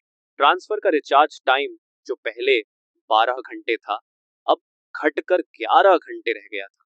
तुमने अंदाजा लगाया कि जैसे जैसे ट्रांसफर्स की संख्या बढ़ेगी, शायद तुम असली दुनिया और पोस्ट अपोकलिप्टिक दुनिया के बीच अनलिमिटेड बार आ जा सकोगे। तुम्हें महसूस हुआ कि कई निगाहें तुम्हारी तरफ उठ रही हैं। पिछली बार के सर्वाइवर्स ने इस मिस्टीरियस सुपर 80 की खबर फैला दी थी, इसलिए अब यहाँ आने वाले लोग भूखे और अकेले बचे हुए लोग नहीं, बल्कि अलग अलग ऑर्गेनाइजेशंस के स्काउट्स थे। करीब 10 मिनट बाद एक आदमी तुम्हारी दुकान के पास आया। उसके कंधे पर असॉल्ट राइफल टंगी हुई थी। वह दरवाजे के सामने रुककर बोला, मेरा नाम स्कॉर्पियन है, मैं पीछी बैस्टियन की तरफ से आया हूँ, मैं तुमसे बात करना चाहता हूँ। तुमने पूछा, किस बारे में? स्कॉर्पियन बोला, हमारे बैस्टियन को बहुत सारे सप्लाईज चाहिए, खाना, पानी, दवाइयाँ, हथियार, एम्यूनिशन, हम सब कुछ खरीदेंगे। तुमने शांत स्वर में कहा, मैं हथियार नहीं बेचता। स्कॉर्पियन के चेहरे पर जरा भी निराशा नहीं है, मानो उसे पहले से अंदाजा हो। उसने जेब से एक गोल्ड इंगेट निकाला और काउंटर पर रख दिया। ये एडवांस है, हम तुम्हारे साथ लॉन्ग टर्म पार्टनरशिप करना चाहते हैं, उम्मीद है तुम हमें थोड़ा अच्छा प्राइस दोगे। तुमने कहा, मेरे दाम सबके लिए एक जैसे हैं। उसी समय उसके पीछे की छाया में हल्की हलचल हुई। स्कॉर्पियन ने हाथ उठाकर शांत रहने का इशारा किया। हम पूरी तरह सीरियस हैं। तुमने कुछ नहीं कहा, बस हवा में हाथ बढ़ाकर शेल्फ पर रखी एक कैंड बीफ की डिब्बी की तरफ इशारा किया। वह डिब्बी धीरे धीरे हवा में तैरती हुई काउंटर पर आ गई। स्कॉर्पियन की आंखों की पुतलियां सिकुड़ गईं। टेलेकिनेसिस। अब तक वह समझता था कि तुम्हारी असली ताकत बस तुम्हारी दुकान की अटूट डिफेंस है, लेकिन अब उसे पता चला कि तुम खुद भी एक बेहद ताकतवर अवेकंड हो। उसने कहा, एक गोल्ड इंगट के बदले एक पूरा क्रेट कैंड फूड, लेकिन हमें सही मात्रा जाननी होगी कि तुम्हारे पास कुल कितना सामान है। तुम हल्का सा हंसे, उंगलियां चटकाईं और अचानक जमीन पर मिनरल वाटर की बोतलों का पहाड़ प्रकट हो गया। ये दृश्य देखकर स्कॉर्पियन का दिमाग लगभग 2 से 3 सेकंड के लिए ब्लैंक हो गया। तुमने फिर उंगलियां चटकाई और कंप्रेस्ड बिस्किट्स का एक और पहाड़ सामने आ गया। इस बार स्कॉर्पियन ने मुश्किल से लार निकली। उसे समझ आ गया कि तुम्हारे पास सिर्फ टेलीकाइनेसिस नहीं बल्कि स्पेशियल एबिलिटी भी है। उसने पूछा, कीमत क्या है? तुमने कहा, एक गोल्ड इनगोट में पूरा क्रेट कैंड फूड, लेकिन इतनी बड़ी क्वांटिटी तैयार करने में समय लगेगा। गोल्ड कॉइन्स से तुम शेल्फ पर रखे सामान को पीस बाय पीस खरीद सकते हो। अगर बड़ी क्वांटिटी चाहिए तो अलग तरह की कीमत चुकानी होगी। स्कॉर्पियन बोला, अफिनिटी को करेंसी की तरह इस्तेमाल नहीं किया जा सकता। यही अवेकंड की शक्ति का स्रोत है और हमारे पेस की नींव भी। तुमने कंधे उचकाए। वह तुम्हारी समस्या है, मेरी नहीं। इतना कहते ही दोनों सामान के पहाड़ अचानक गायब हो गए। इस पूरे सौदे का नियंत्रण हमेशा तुम्हारे हाथ में था। अगर स्कॉर्पियन यह डील स्वीकार नहीं करता तो बाकी बेसिस जरूर करेंगे और आखिर में पीछी बैस्टियन खुद ही कमजोर होकर खत्म हो जाएगा। स्कॉर्पियन ने कहा, हमें एक एग्जैक्ट एक्सचेंज रेट चाहिए। तुमने कहा, एक गोल्ड इंगट और 10 गोल्ड कॉइन्स में पानी का क्रेट और बिस्किट्स का दाम उससे दुगुना। स्कॉर्पियन ने मुट्ठियां भींच ली। उसकी उंगलियों की हड्डियां तक चरमराने लगी। ये सिर्फ महंगा सौदा नहीं बल्कि खुली लूट जैसा था। उसने गहरी सांस ली और खुद को शांत करते हुए बोला, मुझे अपने लीडर को रिपोर्ट देनी होगी। इस गोल्ड इनगट को जानकारी की फीस समझ लो। तुमने सिर हिलाया और इनगट जेब में रख लिया। स्कॉर्पियन कुछ बोले बिना अंधेरे में लौट गया। तुम काउंटर के पीछे खड़े होकर पहले से साफ काउंटर को यूं ही पोंछने लगे। करीब 10 मिनट बाद फिर 3 परछाइयां सामने आई। उनमें से एक मध्यम उम्र का आदमी था जिसने चश्मा पहना हुआ था। उसके पीछे 2 सैनिक खड़े थे। उसने कहा, नमस्ते, मेरा नाम जे है। लोग मुझे प्रोफेसर जे कहते हैं। मैं लाइट हाउस शेल्टर से आया हूँ। तुम चुपचाप उसे देखते रहे। वह बोला, इकोनॉमिक नजरिए से देखा जाए तो तुम्हारा यह बिजनेस मॉडल लंबे समय तक टिकाऊ नहीं। अगर बेसिस इतना सोना खोते रहे तो वे आखिरकार कोलैप्स हो जाएंगे और तब तुम अपना सामान किसे बेचोगे? तुमने शांत स्वर में कहा, जो बचेगा उसकी कीमत और बढ़ जाएगी। प्रोफेसर जे के चेहरे की मुस्कान जम गई। उसने कहा, तुम्हें सिस्टम या फ्यूचर की कोई परवाह नहीं, क्योंकि कीमत तय करने की ताकत सिर्फ तुम्हारे पास है। तभी यंग अंधेरे से बाहर आई। एक गोल्ड कॉइन काउंटर पर गिरा। तुमने बिना कुछ कहे सेल्फ हीटिंग राइस का एक डिब्बा, कैंड बीफ और 2 मिनरल वाटर की बोतलें रख दी। यंग ने सामान उठाया और बिना कुछ बोले वापस अंधेरे में चली गई। पूरी ट्रांजैक्शन बिल्कुल खामोशी में हुई और प्रोफेसर जे का तथाकथित लॉजिकल एनालिसिस मजाक बनकर रह गया। फिर तुमने कहा, एक गोल्ड इनगॉट और 10 गोल्ड कॉइन्स में क्रेट। अगर बड़ी क्वांटिटी चाहिए तो एक्स्ट्रा देना होगा।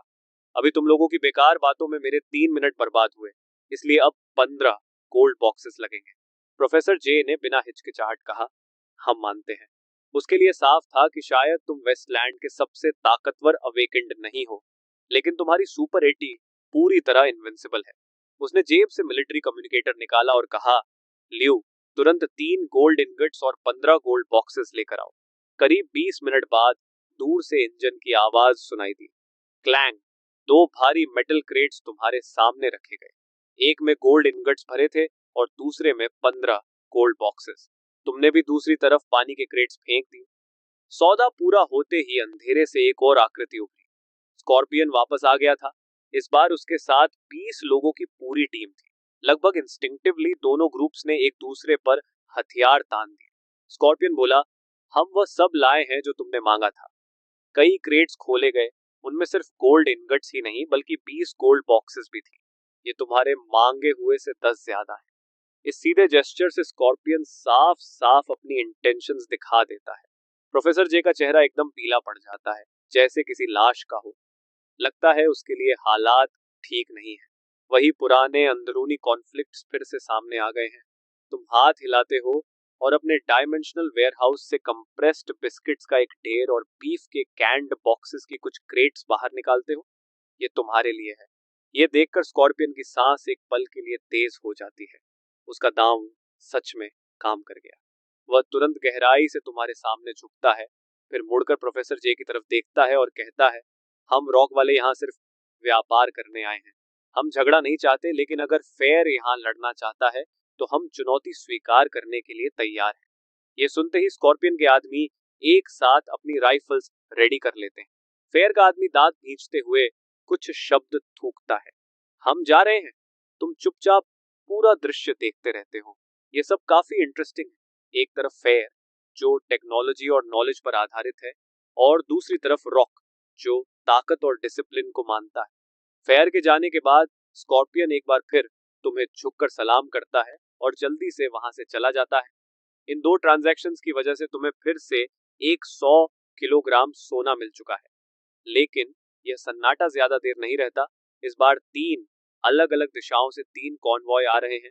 हर तरफ से ज़ॉम्बीज की चीखें गूंजने लगती हैं और तीनों फैक्शंस लगभग एक ही समय पर आदेश देते हैं, लड़ाई के लिए तैयार हो जाओ। एक तरफ हेवी मशीन गन्स और असॉल्ट राइफल्स की गोलियों की बरसात शुरू हो जाती है। दूसरी तरफ अवेकेंड लोग आग के गोले और बर्फ के नुकीले स्पाइक्स फेंकते हैं। जब आखिरी ज़ॉम्बी को भी सिर में गोली मारकर गिरा दिया जाता है तो चौक पर थोड़ी देर के लिए फिर से शांति लौट आती है। तभी एक आदमी आगे बढ़कर कहता है, बॉस, हम टोमाहॉक वाले आपसे बात करना चाहते हैं। दूसरा आदमी कहता है, हम आर्क वाले भी पूरी सिंसियरिटी के साथ आए हैं। तुम शांत आवाज में कहते हो, लाइन में खड़े हो जाओ। टोमाहॉक इस डिस्ट्रिक्ट को असल में कंट्रोल करने वाले ग्रुप्स में से एक है, इसलिए उनका आदमी नाराज होकर कहता है, कब से हमें लाइन में खड़ा होना पड़ने लगा? बॉस, इसका क्या मतलब है? हम अच्छी नीयत से आए हैं। बाहर के ज़ॉम्बीज भी हमने ही साफ किए हैं। तुम ठंडे स्वर में जवाब देते हो, मैंने कहा लाइन में लगो। अगर टोमाहॉक के लोग रूल्स नहीं मानेंगे तो मैं तुम्हें कुछ भी नहीं बेचूंगा। वह आदमी कहता है, इस डिस्ट्रिक्ट में टोमाहॉक की रेपुटेशन है। हमारा दोस्त बनना तुम्हारे लिए बुरा नहीं होगा। तुम बिना भाव के जवाब देते हो, मेरे लिए एक दोस्त ज्यादा या कम होने से फर्क नहीं पड़ता। या तो रूल्स मानो या फिर चले जाओ। ये सुनकर वे कहते हैं, इससे हमारी इज्जत चली जाएगी। तभी एक गंजा विशालकाय आदमी जोर से सांस छोड़ता है, जैसे उसने कोई फैसला कर लिया हो। वह हाथ घुमाकर अपने आदमियों को आदेश देता है, माल लेकर आओ, आज पहले खरीदारी मैं करूंगा। टोमाहॉक के 2 सदस्य एक भारी मेटालिक क्रेट उठाकर आगे आते हैं। तुम तुरंत कहते हो, किसी ने रूल्स तोड़े हैं, ट्रांजैक्शन खत्म। इतना कहकर तुम हाथ हिलाते हो और सारी गुड्स वापस डायमेंशनल वेयरहाउस में रख देते हो। एक ही पल में पूरी शॉप खाली हो जाती है। बाकी 2 फैक्शंस गुस्से से उस गंजे कोलोसस को घूरने लगते हैं। वह गरज कर कहता है, मैं सोना और गोल्ड बॉक्सेस लेकर आया हूं तुम्हारा सम्मान करने, और तुम उसे ठुकरा रहे हो। इस डिस्ट्रिक्ट में जब टोमाहॉक बोलता है तो कोई मना नहीं करता। तुम खुद को क्या समझते हो? तुम ठंडे स्वर में कहते हो, मुझे भौंकने वाले कुत्ते पसंद नहीं। वह चिल्लाता है, फायर खोल दो, इस दुकान को मलबे में बदल दो। तुरंत गोलियों की बारिश सुपरटे पर होने लगती है, लेकिन सारी गोलियां एक अदृश्य शील्ड से टकराकर रुक जाती है। तुम घोषणा करते हो, आज से मैं टोमाहॉक को एक भी रिसोर्स नहीं बेचूंगा और तुम्हारे सिर पर 100 बीफ के कैनेट बॉक्स का इनाम रखता हूं। ये सुनते ही टोमाहॉक के सारे सदस्य जम जाते हैं। तुम बस हाथ हिलाते हो और जमीन पर 100 बीफ के कैंड बॉक्सेस का ढेर प्रकट हो जाता है। तुरंत सबकी नजरें उस गंजे कोलोसस की तरफ मुड़ जाती है। वह चिल्लाता है, तुम सब बगावत करना चाहते हो, मैं टोमाहॉक का नंबर 3 हूं। तभी आर्चे का आदमी बोलता है, इस फाइटर को हम ले लेंगे। रूचे का आदमी भी कहता है, हम भी। गंजा आदमी चिल्लाता है, तुम भी मुझे धोखा दोगे? उसके आदमी एक दूसरे को हिचकिचाहट भरी नजरों से देखने लगते हैं। कोई उसकी आंखों में देखने की हिम्मत नहीं करता। आखिर अपोकलिप्स की दुनिया में लॉयल्टी सबसे बेकार चीज होती है। अचानक एक तेज धार वाली ब्लेड उसके सीने में घुस जाती है और हमला करने वाला कोई और नहीं बल्कि उसका अपना सेकंड होता है। वह हक्का बक्का होकर पूछता है, ये क्यों? उसका सेकंड बिना भाव के जवाब देता है, नंबर 3, भाइयों को भी खाना चाहिए। फिर वे सुपरेटे की तरफ मुड़ते हैं और कहते हैं, हमने उसे खत्म कर दिया, अब ये डील हमारी है। तुम शांत स्वर में कहते हो, मैंने कहा था कि मैं टोमाहॉक को कोई रिसोर्स नहीं बेचूंगा। तुम लोगों ने अपने ही नंबर 3 को मार दिया और आखिर में कुछ भी हासिल नहीं किया। अगर ये लोग अब टोमाहॉक के सदस्य नहीं हैं तो भी मैं टोमाहॉक से कोई व्यापार नहीं करूंगा। बाकी लोग इसमें शामिल नहीं। तभी एक आदमी आगे बढ़कर कहता है, मेरा नाम बेलू है, मैं आर्ची शेल्टर का लॉजिस्टिक्स ऑफिसर हूँ और आर्ची की तरफ से मैं आपको आधिकारिक तौर पर हमारे साथ जुड़ने का निमंत्रण देता हूँ। रूच का आदमी भी कहता है, हम भी काबिल दोस्तों का स्वागत करते हैं। उधर टोमाहॉक का सेकंड तेजी से सोचता है और कहता है, हम आर्क में शामिल होने के लिए तैयार हैं। उसके पीछे खड़े करीब 15 आदमी एक साथ हथियार नीचे कर देते हैं। तुम काउंटर पर टिके टिके आराम से हाथ उठाते हो और एक 100 बीफ के कैंड बॉक्सेस का पहाड़ सीधे उस सेकंड के सामने आ गिरता है। वह चालाकी से बेल्लू के पास जाता है और कहता है, सुपरवाइजर बेल्लू, आर्ची की प्रोटेक्शन के बदले हम ये कैंड बीफ आपको वेलकम गिफ्ट के तौर पर देना चाहते हैं। रूचे के सदस्य लालच भरी नजरों से देखते हैं, लेकिन कुछ करने की हिम्मत नहीं करते। अब कोई भी विरोध करने की हिम्मत नहीं करता। बेल्लू काउंटर के सामने लाइन में खड़ा हो जाता है और रूचे का आदमी शुचू भी चुपचाप उसके पीछे खड़ा हो जाता है। तुम पूछते हो, क्या चाहिए? बेलू कहता है, कंप्रेस्ड बिस्किट्स, पानी और इंस्टेंट न्यूडल्स। वह दो क्रेट्स खोलता है जिनके अंदर 50 गोल्ड बार्स और 20 गोल्ड बॉक्सेस होते हैं। ट्रांजैक्शन खत्म होने के बाद भी वह तुरंत नहीं जाता और पूछता है, बॉस, क्या आप प्री ऑर्डर्स लेते हैं? तुम कहते हो, हाँ, क्या चाहिए? वह कहता है, एंटीबायोटिक्स और कोल्ड मेडिसिन जितना ज्यादा हो सके। तुम जवाब देते हो, वापस जाओ, एक लिस्ट बनाकर लाओ और पहले एडवांस दे देना, अगली बार मैं माल लेकर आऊंगा। इसके बाद रूचे के सुचो की बारी आती है। वह भी मेडिसिन प्री ऑर्डर करने के साथ साथ टोबैको और अल्कोहल भी मांगता है। जब ये ट्रांजैक्शंस खत्म हो जाते हैं तो कुछ अकेले लोग भी ट्रेड करने लगते हैं। कोई गोल्ड ज्वेलरी देता है, कोई छोटी गोल्ड बॉक्सेस। लेकिन तभी एक आदमी तुम्हारे साथ ट्रेड करने के लिए एक अलग ही चीज निकालता है, कार बैटरी। इस दुनिया की बैटरीज की एनर्जी डेंसिटी और लाइफ स्पैन तुम्हारी दुनिया की बैटरीज से लगभग 2 गुना ज्यादा एडवांस्ड। तुम्हें अचानक एहसास होता है कि शुरू से ही तुमने इस दुनिया को सिर्फ एक गोल्ड माइन और वेंडिंग मशीन की तरह देखा था और उस टेक्नोलॉजी को पूरी तरह नजरअंदाज कर दिया था जो इस दुनिया के पास कैटास्ट्रोफी से पहले मौजूद थी। तुम मुड़ते हो और 2 पीसेस ब्रेड, एक बॉटल मिनरल वाटर और 2 सॉसेजेस बाहर निकालते हो। आसपास के सर्वाइवर्स यह देखकर पूरी तरह स्टन्ड रह जाते हैं। वे फुसफुसाते हैं, इतना सब दे रहा है? तुम कहते हो, अब से मैं इस तरह की बैटरी भी लूंगा। भीड़ के पीछे कुछ लोन वुल्फ्स चुपचाप एक घेरा बनाकर उस आदमी को घेर लेते हैं। वह आदमी अपने हाथों में भारी फूड कार्गो को कसकर पकड़े हुए है। उसका शरीर जोर जोर से कांप रहा है। उसके दिमाग में चल रहा है कि यह खाना उम्मीद नहीं बल्कि मौत का संकेत भी हो सकता है। तुम ठंडे स्वर में कहते हो, मुझे उससे एक सवाल पूछना है। अगर किसी ने जरा भी हरकत की तो मैं उसकी सिर के बदले कुछ और कैंड बीफ के क्रेट्स देने में बिल्कुल हिचकिचाऊंगा नहीं। ये सुनते ही भीड़ और वे लोन वुल्फ्स सब वहीं जम जाते हैं। आखिर टोमाहॉक का नंबर 3 अभी भी ज्यादा दूर नहीं पड़ा है। तुम पूछते हो, तुम्हारा नाम क्या है? वह जवाब देता है, जोयुआन। तुम फिर पूछते हो, ये बैटरी कहाँ से आई? वह कहता है, टियंग टेक्नोलॉजी पार्क से। मैं टियंग टेक्नोलॉजी में बैटरी इंजीनियर था।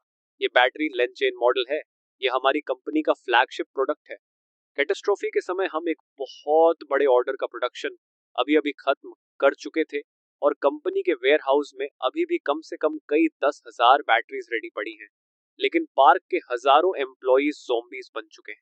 तुम सिर हिलाते हो और सोचते हो कि अगर तुम्हें प्रोडक्शन चेन दोबारा बनाने का मौका मिल जाए और इस चेन की एक्सेप्शनल परफॉर्मेंस का इस्तेमाल कर सको तो अपने ओरिजिनल वर्ल्ड में एनर्जी रेवोल्यूशन तक शुरू कर सकते हो। तुम पूछते हो, अगर प्रोडक्शन लाइन नष्ट हो चुकी हो तो क्या तुम इस बैटरी की पूरी टेक्निकल डेटा निकाल सकते हो, यानी रॉ मटेरियल्स की फॉर्मूलाज और प्रोसेसिंग प्रोटोकॉल समेत सब कुछ? जुयन कहता है, पूरी डेटा पार्क के सर्वर में है। जब तक मुझे सर्वर एक्सेस मिल जाए मैं सारी डेटा एक्सट्रैक्ट कर सकता हूँ। यह सुनकर तुम्हारी नजर उस पर पूरी तरह बदल जाती है। वो कोई गिरा हुआ इंजीनियर नहीं बल्कि चलता फिरता वॉल्ट की है। तुम सोचते हो कि इस काम के लिए आसपास के फैक्शंस की मदद लेनी पड़ेगी। फिर तुम जोयुआन से कहते हो, अब से तुम मेरे लिए काम करोगे। तुम्हारा काम होगा हर टेक्नोलॉजिकल आइटम को इंस्पेक्ट और इवेल्युएट करना जो मैं लाऊंगा। बदले में मैं तुम्हें खाना और पानी दूंगा। ये सुनकर जोयुआन के अंदर एक जबरदस्त खुशी उमड़ पड़ती है। ये सच में अचानक किस्मत पलटने जैसा है। लेकिन आसपास के कुछ सर्वाइवर्स भी कम चालाक नहीं होते। वे सोचते हैं कि अगर जोयुआन सिर्फ एक बैटरी से इतनी बड़ी डील पा सकता है तो वे क्यों नहीं। कुछ ही देर में सर्वाइवर्स के बीच टेक्नोलॉजी आइटम्स लाने की होड़ लग जाती है। कोई मिलिट्री ड्रोन के टूटे हुए बॉडी से मदरबोर्ड लाता है, कोई सील्ड बायोलॉजिकल सैंपल कूलर और कोई आधी जली हुई साइंटिफिक जर्नल का हिस्सा। तुम किसी चीज को मना नहीं करते और हर चीज की इवैल्यूएशन जुयुआन को दे देते हो। ये ट्रेडिंग रात देर तक चलती रहती है। तभी अचानक अंधेरे को चीरती हुई 2 तेज हेडलाइट्स दिखाई देती हैं और एक पावरफुल इंजन की गूंज सुनाई देती है। बेल्लू और चूचू लगभग एक साथ गाड़ी से उतरते हैं और कई क्रेट्स जो सोने के बार्स और गोल्ड बॉक्सेस से भरे हैं जमीन पर रख देते हैं। बेल्लू कहता है, ये हमारी फैक्शंस आर्ची और रूच का एडवांस पेमेंट है। तुम शांत स्वर में कहते हो, एडवांस मिल गया, अगली डील के लिए मैं तुम्हारा माल तैयार रखूंगा। बेलू और शूचो एक साथ झुककर बहुत सम्मान से सलाम करते हैं, लेकिन डील खत्म होने के बाद भी दोनों जाने की जल्दी में नहीं लगते।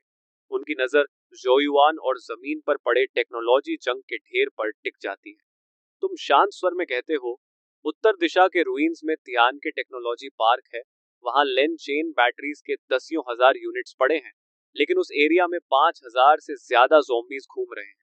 बेल्लू चौंक कर पूछता है, बॉस, आपका मतलब? तुम कहते हो, मैं तुम्हें अमीर बनने का मौका दे रहा हूँ, मैं फंडिंग दूंगा, तुम लोग मैन पावर दोगे, पार्क को साफ करोगे और वहां के सर्वर्स और सेंट्रल यूनिट्स को इंटैक्ट हालत में मेरे पास लाओगे। ये सुनकर बेलू और शुचौ के दिमाग तेजी से दौड़ने लगते हैं। रिस्क बहुत बड़ा है, लेकिन रिवॉर्ड भी उतना ही बड़ा है। और सबसे महत्वपूर्ण बात यह है कि इससे उस मिस्टीरियस ट्रेडर के साथ उनका मजबूत कनेक्शन बन सकता है। रूचे का आदमी तुरंत कहता है, रूचे यह मिशन लेती है, ये हमारे रीपर स्क्वाड के लिए काम है। रूइंस में हमारी इंडिविजुअल कॉम्बैट स्ट्रेंथ सबसे मजबूत है, मिशन सफल होगा। तभी आर्चे का आदमी वंगफिंग कहता है, इतनी जल्दी निष्कर्ष मत निकालो, आर्क के पास रूइंस की सबसे एडवांस टेक्नोलॉजी है, हैकिंग टीम, डिसमेंटलिंग और ट्रांसपोर्ट सब हम कर सकते हैं। फ्लॉलेस मिशन की गारंटी सिर्फ हम दे सकते हैं। तभी रॉक फैक्शन का आदमी जेसी आगे बढ़कर कहता है, टियंग टेक्नोलॉजी पार्क का मिशन हम रॉक लेते हैं, हमारे पास सबसे ज्यादा अवेकेंड फाइटर्स हैं और हम सर्वर को इंटैक्ट वापस लाने की गारंटी देते हैं।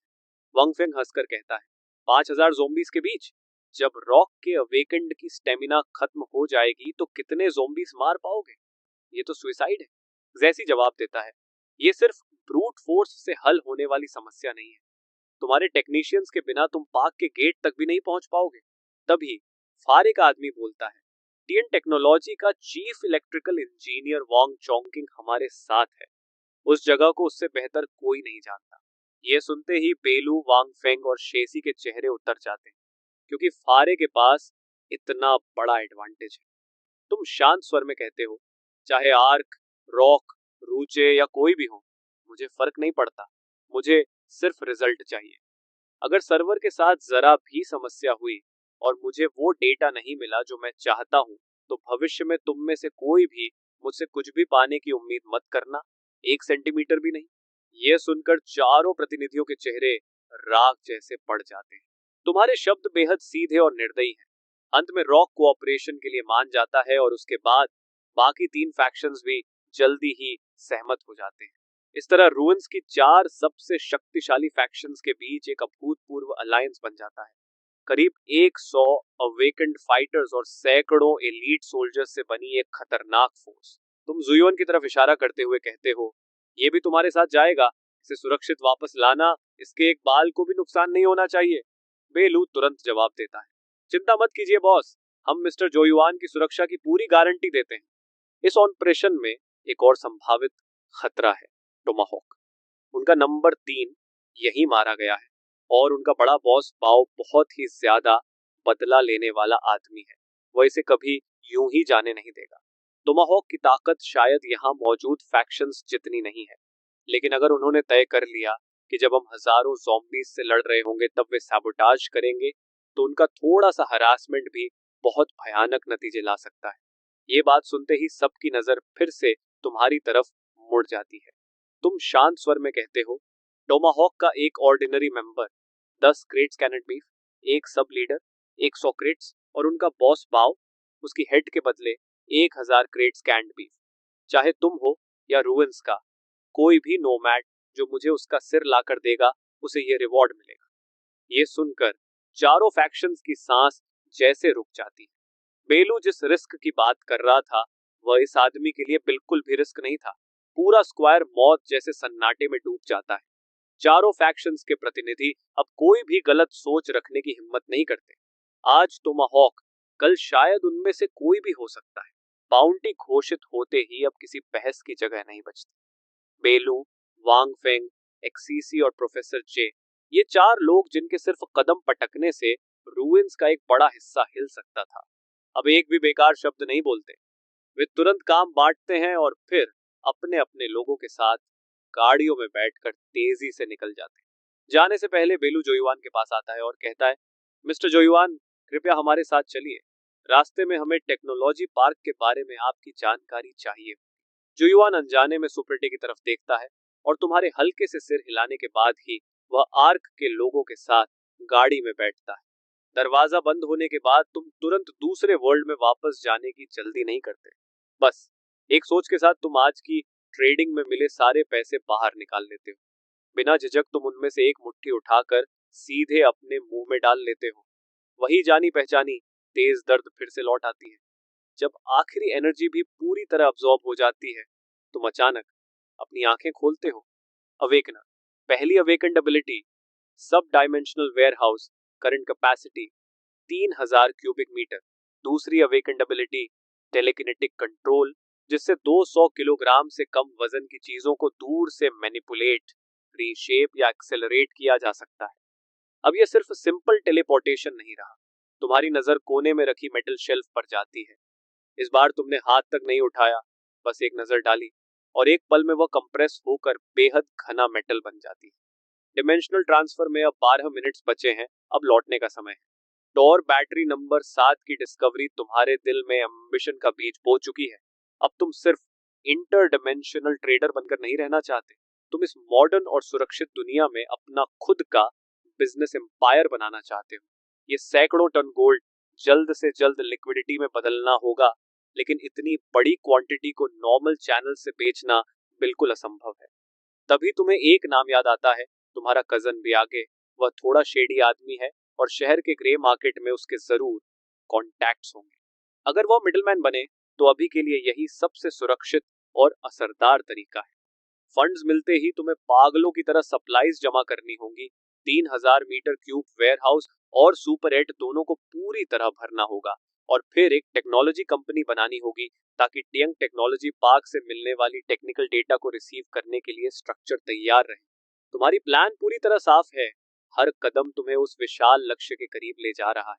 डायमेंशनल ट्रांसफर अब तैयार है, एक सिंपल थॉट और फिर वही जानी पहचानी वेटलेस फीलिंग तुम्हारे पूरे शरीर को घेर लेती है। Transfer complete. Current world Earth. Next transfer recharge time 11 hours. बाहर शहर की नियॉन लाइट्स और लगातार दौड़ती गाड़ियों की आवाजें हैं। कुछ सेकंड पहले के शांत रूइंस से तुलना करो तो ये जैसे कोई दूसरी ही दुनिया लगती है। यही कॉन्ट्रास्ट तुम्हें और भी यकीन दिलाता है कि इस पावर को तुम्हें कसकर पकड़कर रखना होगा। हैंगसिन लौटने के बाद तुम तुरंत सुपर 8 से बाहर नहीं निकलते, बल्कि बिस्तर पर लेट जाते हो। तुम्हारी मेंटल स्ट्रेंथ बहुत बढ़ चुकी है, इसलिए नींद की जरूरत कम हो गई है, लेकिन कुछ घंटे आराम करने से शरीर फिर से पूरी तरह ठीक हो जाएगा। जब तुम आंखें खोलते हो तो सुबह के 11 बज चुके होते हैं। जल्दी से कुछ खाकर तुम बियाज का नंबर मिलाते हो। फोन उठता है। हेलो, कौन? तुम कहते हो, मैं गोजी। वह चिढ़कर बोलता है, क्या चाहिए? तुम कहते हो, मेरे पास एक बैच गुड्स है जिसे बेचना है। वह हिचकते हुए पूछता है, माफ करना पूछ रहा हूँ, ये लीगल है ना? तुम शांत स्वर में कहते हो, थोड़ा रिस्क है पर ज्यादा नहीं। उसी सीमेंट फैक्ट्री में मिलो जहां पिछली बार मिले थे, अकेले आना। वह तुरंत कहता है, ठीक है, समय पर पहुंचूंगा। समय जल्दी गुजर जाता है और अब 3 बजे हैं। वही सीमेंट फैक्ट्री, लेकिन इस बार सोफे पर तुम बैठे हो। बीएच तय समय पर पहुंचता है और तुम्हारे सामने खड़ा हो जाता है। वह डर के मारे ठीक से सांस भी नहीं ले पा रहा। वह पूछता है, जी जी, माल कहाँ है? तुम आराम से एक कैनवस बैग से 500 ग्राम का एक गोल्ड बार निकालते हो। बियाज की आंखें सिकुड़ जाती हैं। 500 ग्राम का गोल्ड बार कीमती जरूर है, लेकिन कोई भी बड़ी ज्वेलरी शॉप इसे हैंडल कर सकती है। मगर तभी तुम बैग को थोड़ा खोलते हो और अंदर गोल्ड बार्स का ढेर दिखता है। बियाज वहीं जम जाता है। ये एक नहीं बल्कि पूरे 20 गोल्ड बार्स हैं, हर एक 500 ग्राम का, कुल 10 किलोग्राम गोल्ड। उसका पूरा शरीर कांपने लगता है। वह बुदबुदाता है, ये तो जैसे बैंक रॉबरी या आर्मर्ड ट्रक लूट जैसा है। और फोन पर तुमने कहा था, छोटा रिस्क। उसके मन में डर भर जाता है। इसे छूना भी ऐसा है जैसे सीधे गिलोटीन का टिकट ले लेना। वह घबरा कर कहता है, भाई गोजी, क्या आप मेरी जान लेना चाहते हो? मैं इसे कैसे हैंडल करूं? वह चुप हो जाता है। तुम्हारी आंखों में देखने की भी हिम्मत नहीं करता। उसे पूरा यकीन हो चुका है कि वह किसी खतरनाक क्रिमिनल से डील कर रहा है। तुम ठंडे स्वर में कहते हो, इतनी सी गोल्ड क्वांटिटी भी हैंडल नहीं कर सकते, और कहते हो कि तुम्हें पैसे की जरूरत है। इतनी सिंपल डील भी नहीं कर सकते? ब्याज हकलाकर कहता है, मास्टर को, इतनी बड़ी डील, सच में मैं इसे छूने की हिम्मत नहीं कर रहा। तुम शांत स्वर में जवाब देते हो, चिंता मत करो, ये गोल्ड बिल्कुल क्लीन है, इस पर कोई ट्रेस नहीं है। मैं बस इतना आलसी हूं कि हर एक गोल्ड बार को अलग अलग बेचने का झंझट खुद नहीं करना चाहता, समझे? मास्टर को, क्या क्या मैं एक फोन कर सकता हूँ? अपने किसी कांटेक्ट को बुला सकता हूँ? तुम हल्का सा हाथ हिलाकर इशारा करते हो। ब्याओ जी ऐसे खुश हो जाता है जैसे उसे माफी मिल गई हो। वह तो फोन करने के लिए दूर जाने की हिम्मत भी नहीं करता और स्पीकर ही ऑन कर देता है। हेलो ब्याओ सोय, क्या हाल है? दूसरी तरफ से आवाज आती है। हाँ बोलो, क्या हुआ? ब्याओ के थोड़ा घबरा कर पूछता है। सुनो, हाल ही में यहाँ आसपास गोल्ड से जुड़ा कोई मामला हुआ है क्या? कोई बड़ी डील? फोन के उस पार वाला थोड़ा हैरान हो जाता है, लेकिन सीधा जवाब देता है, किस तरह की डील? अब तो हर सड़क पर कैमरास लगे हैं, कौन ऐसी रिस्क लेगा? क्या तुम्हें जैकपॉट लग गया है और तुम गोल्ड खरीदना चाहते हो? ये सुनकर ब्याओजे जैसे कुछ निगल जाता है। फोन काटने के बाद वह तुम्हें बिल्कुल अलग नजर से देखने लगता है और कहता है, मास्टर गो, आपके स्टॉक को मैं अकेला हैंडल नहीं कर सकता, लेकिन मुझे पता है कौन कर सकता है। तुम फिर से हाथ से इशारा करते हो। ब्याओजी कांपते हाथों से दूसरा नंबर मिलाता है। हेलो सू, मैं ब्याओसी बोल रहा हूँ। मैं एक बहुत इंपॉर्टेंट क्लाइंट के साथ हूँ, उसके पास गोल्ड का बड़ा लॉट है बेचने के लिए। उधर से सवाल आता है, कितनी क्वांटिटी? ब्याओगे हकलाते हुए कहता है, 10 किलोग्राम, और आगे और भी होगी। इस बार फोन के दूसरी तरफ काफी देर तक खामोशी रहती है। फिर आवाज आती है, आधे घंटे में यूजुअल प्लेस पर आओ, मैं खुद माल इंस्पेक्ट करूंगी। आधे घंटे बाद तुम एक प्राइवेट क्लब में पहुंचते हो। वहां एक औरत चिपाव पहने बैठी है।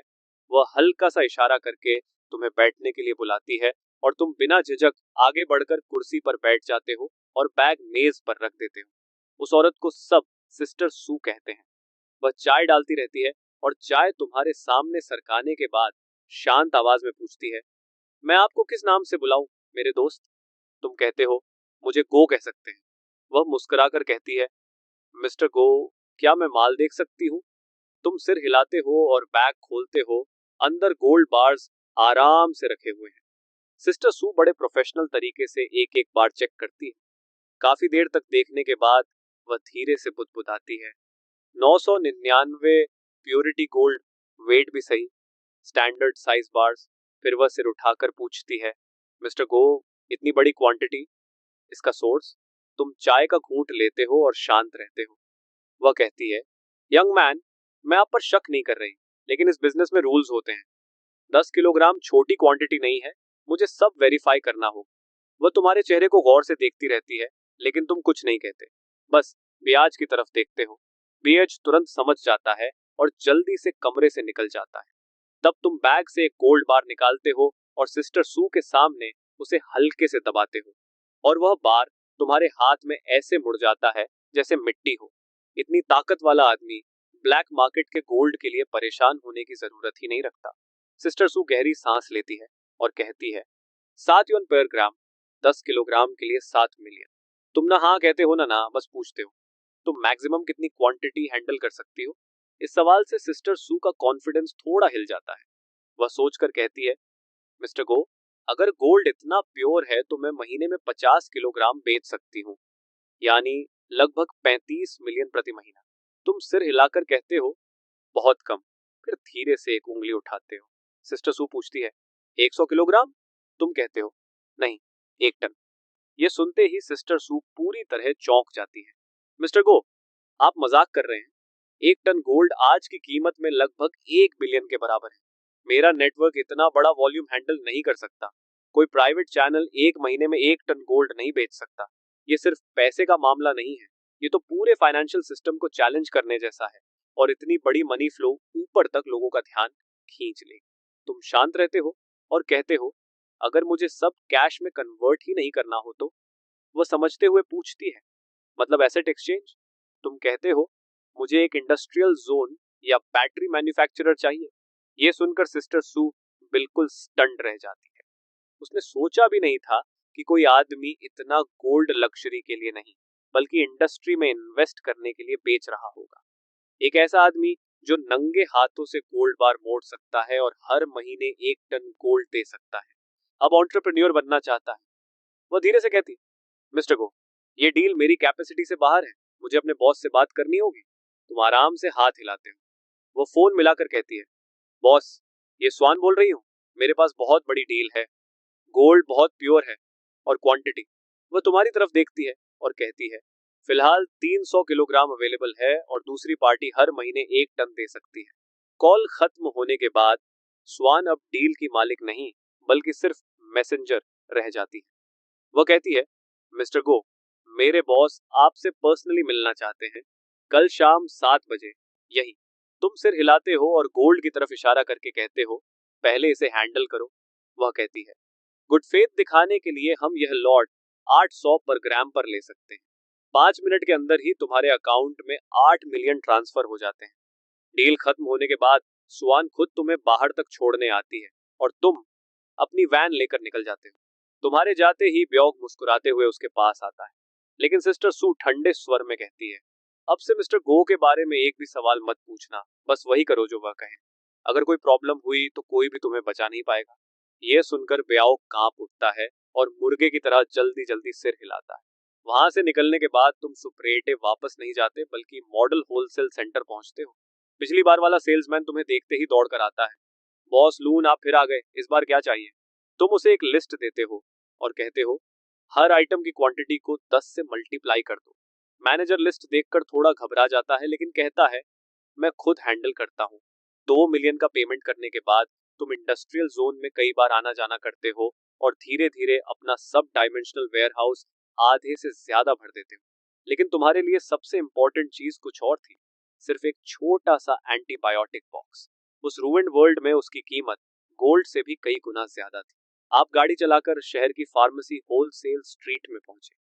आपने चमकदार बड़ी दुकानों को नहीं चुना बल्कि एक गली के आखिर में बनी एक छोटी दुकान में घुस गए। अंदर एक मध्यम उम्र का आदमी आपको घूर कर देखने लगा। उसने पूछा, क्या आपके पास प्रिस्क्रिप्शन या हॉस्पिटल परचेस लाइसेंस है? आपने कहा, नहीं। वह बोला, तो मैं आपको कुछ भी नहीं बेच सकता। लेकिन आपने बस अपना फोन निकाल कर उसे अपने अकाउंट बैलेंस दिखा दिया।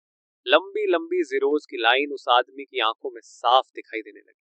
आपने कहा, एमॉक्सिसिलाइन, बैंडेज, गॉज, बेटाडीन, सेलीन, जो भी तुम्हारे पास है सब ले लूंगा। ये सुनते ही उस आदमी की सांस जैसे एक पल को रुक गई। उसने हैरानी से पूछा, तुम इतना सब क्यों खरीद रहे हो? आपने शांत होकर कहा, बस ये बताओ, बेचोगे या नहीं? आखिरकार उसने धीरे से आवाज नीचे की और गहरी सांस लेते हुए कहा, पीछे से मेरे साथ आओ। आधे घंटे बाद आपकी गाड़ी दवाइयों के कार्टन से पूरी तरह भर चुकी थी। 1 मिलियन ट्रांसफर कर दिए गए। अगला पड़ाव था हार्डवेयर स्टोर। आपने कहा, डीजल जनरेटर, इस मॉडल के 20 चाहिए, सोलर पैनल्स और उनके साथ आने वाली बैटरीज सब ले लूंगा। रेंच, प्लायर्स, वेल्डिंग मशीन, हाँ कुछ भी खोलना मत, पूरे के पूरे कार्टन लोड करो। आखिरी जगह थी फ्यूल स्टेशन, लेकिन आधिकारिक तरीके से इतना फ्यूल मिलना नामुमकिन था। किस्मत से ब्याओ ने आपको एक एड्रेस दिया था, शहर के बाहर छिपा हुआ एक प्राइवेट फ्यूल डिपो।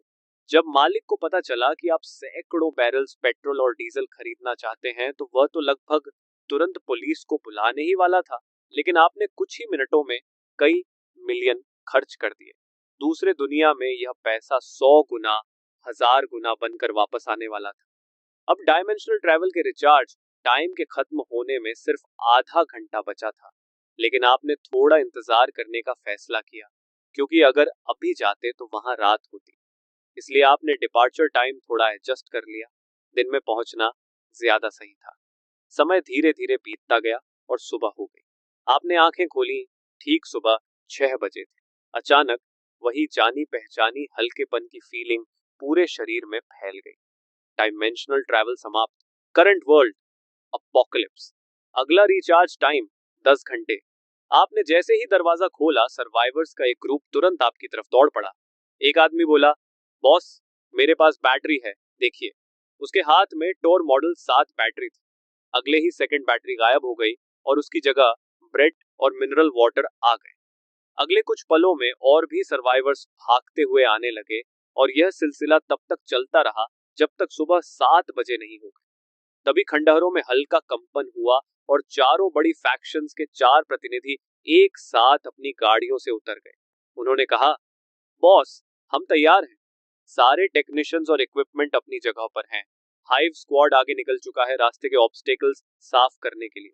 इंजीनियर वंग चोंगिंग ने सर्वर की एग्जैक्ट लोकेशन कंफर्म कर दी है। हम कभी भी निकल सकते हैं। आपने अचानक पूछा, क्या तुम सबने ब्रेकफास्ट कर लिया?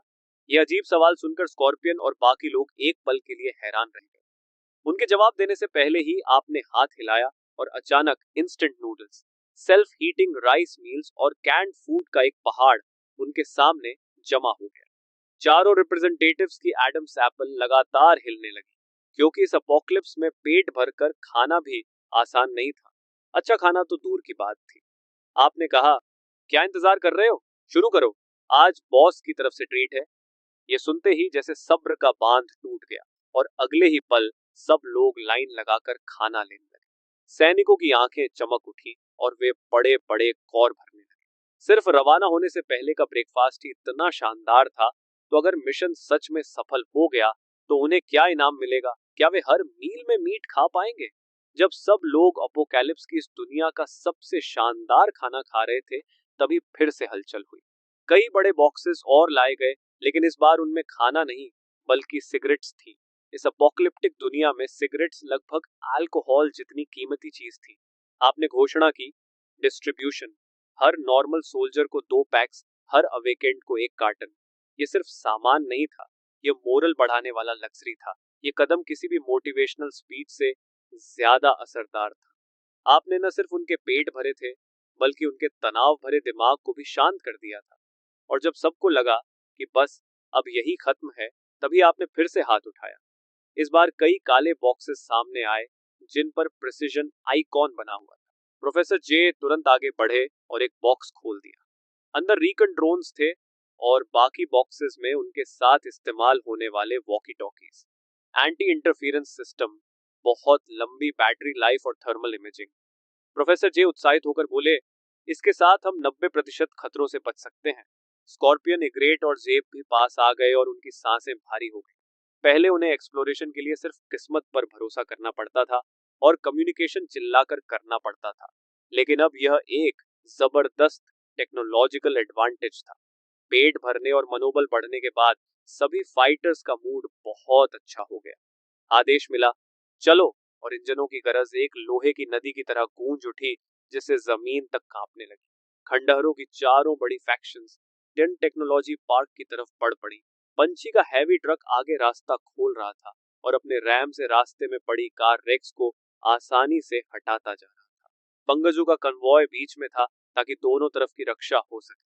एक व्हीकल में ईग्रेट ड्रोन से आसपास का इलाका देख रहा था और हर यूनिट का रूट शांत दिमाग से एडजस्ट कर रहा था। फेंगाओ की मोटरसाइकिल्स, जिन्हें गैप लीड कर रहा था, दोनों किनारों पर पेट्रोल कर रही थी।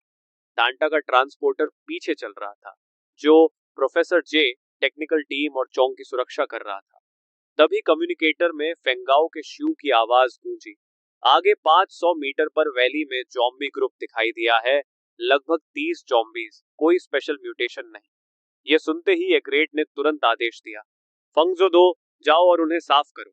आदेश मिलते ही कई of road vehicles main convoy से अलग हो गए और उनकी छत पर लगी मशीन गन्स ने फायरिंग शुरू कर दी।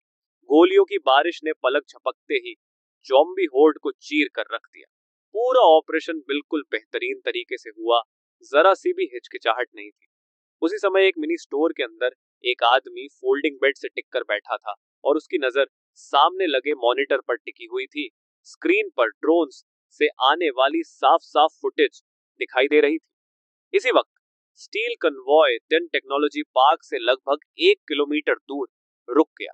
टिन टेक्नोलॉजी पार्क किसी छोटी सिटी जैसा था, जिसके चारों तरफ 5 मीटर ऊंची एलॉय वॉल बनी हुई थी और हर 100 मीटर पर एक गार्ड टावर खड़ा था, जिसके ऊपर लाल इंडिकेटर लगातार ब्लिंक कर रहा था।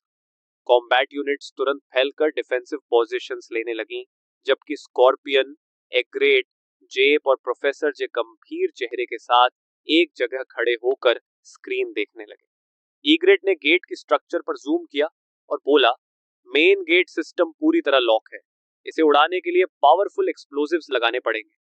ये सुनकर स्कॉर्पियन की आंखें सख्त हो गई और उसने कहा, परफेक्ट, इसी गेट पर हमला करते हैं, पूरे इलाके के मॉन्स्टर्स को यही खींच लाएंगे और एक साथ खत्म कर देंगे। इसे हमें उन्हें एक एक करके ढूंढना नहीं पड़ेगा। सबकी सहमति मिलते ही तुरंत डिफेंसिव पोजीशन की प्लानिंग शुरू हो गई। गेट को सेंटर बनाकर फैन शेप डिफेंस बनाया गया। योजना साफ थी, हम ब्रीच को होल्ड करेंगे और जो भी कॉर्प्स हॉर्ड बाहर निकलेगी उसे यहीं खत्म कर देंगे। लाओ डेमोलिशन संभालेगा, ईव सर्वेलेंस और क्लीन अप करेगा, पंची के लोग फ्रंट लाइन पकड़ेंगे। आदेश मिलते ही चारों बड़ी फैक्शंस तुरंत हरकत में आ गई और पूरी जॉइंट फोर्स एक प्रिसिजन वॉर मशीन की तरह चलने लगी। पंची की बेस्टियन यूनिट ने गेट के सामने पहली डिफेंस लाइन बना दी और उस पर हेवी मशीन गन्स तान दी। आग के लोग तेजी से डायरेक्शनल माइंस लगाने लगे। कुछ एलिमेंटल अवेकेंट जमीन पर दोनों हाथ रखकर खड़े हो गए। तुरंत धरती में गूंजती हुई वाइब्रेशन महसूस हुई और जमीन लहराने लगी। मिट्टी ऊपर उठने लगी और देखते ही देखते गहरी ट्रेंचेस बन गईं जो मिलकर जटिल सब जोन्स बना रही थी। कुछ ही समय में एक साधारण लेकिन बेहद घातक डिफेंसिव फोर्टिफिकेशन तैयार हो गया। डेमोलिशन एक्सपर्ट ने अलॉय गेट पर पावरफुल एक्सप्लोजिव्स लगा दिए और जल्दी से पीछे हट गया। अगले ही पल कान फाड़ देने वाला धमाका हुआ और एक ही झटके में गेट में विशाल ब्रीच बन गया। कुछ सेकंड तक पूरा इलाका मौत जैसी खामोशी में डूबा रहा। फिर अचानक ब्रीच के अंदर से अनगिनत दहाड़ें गूंज उठी और ज़ॉम्बीज का घना झुंड बाहर निकल पड़ा। वे सब पागलों की तरह डिफेंसिव पोजीशंस की तरफ दौड़ पड़े।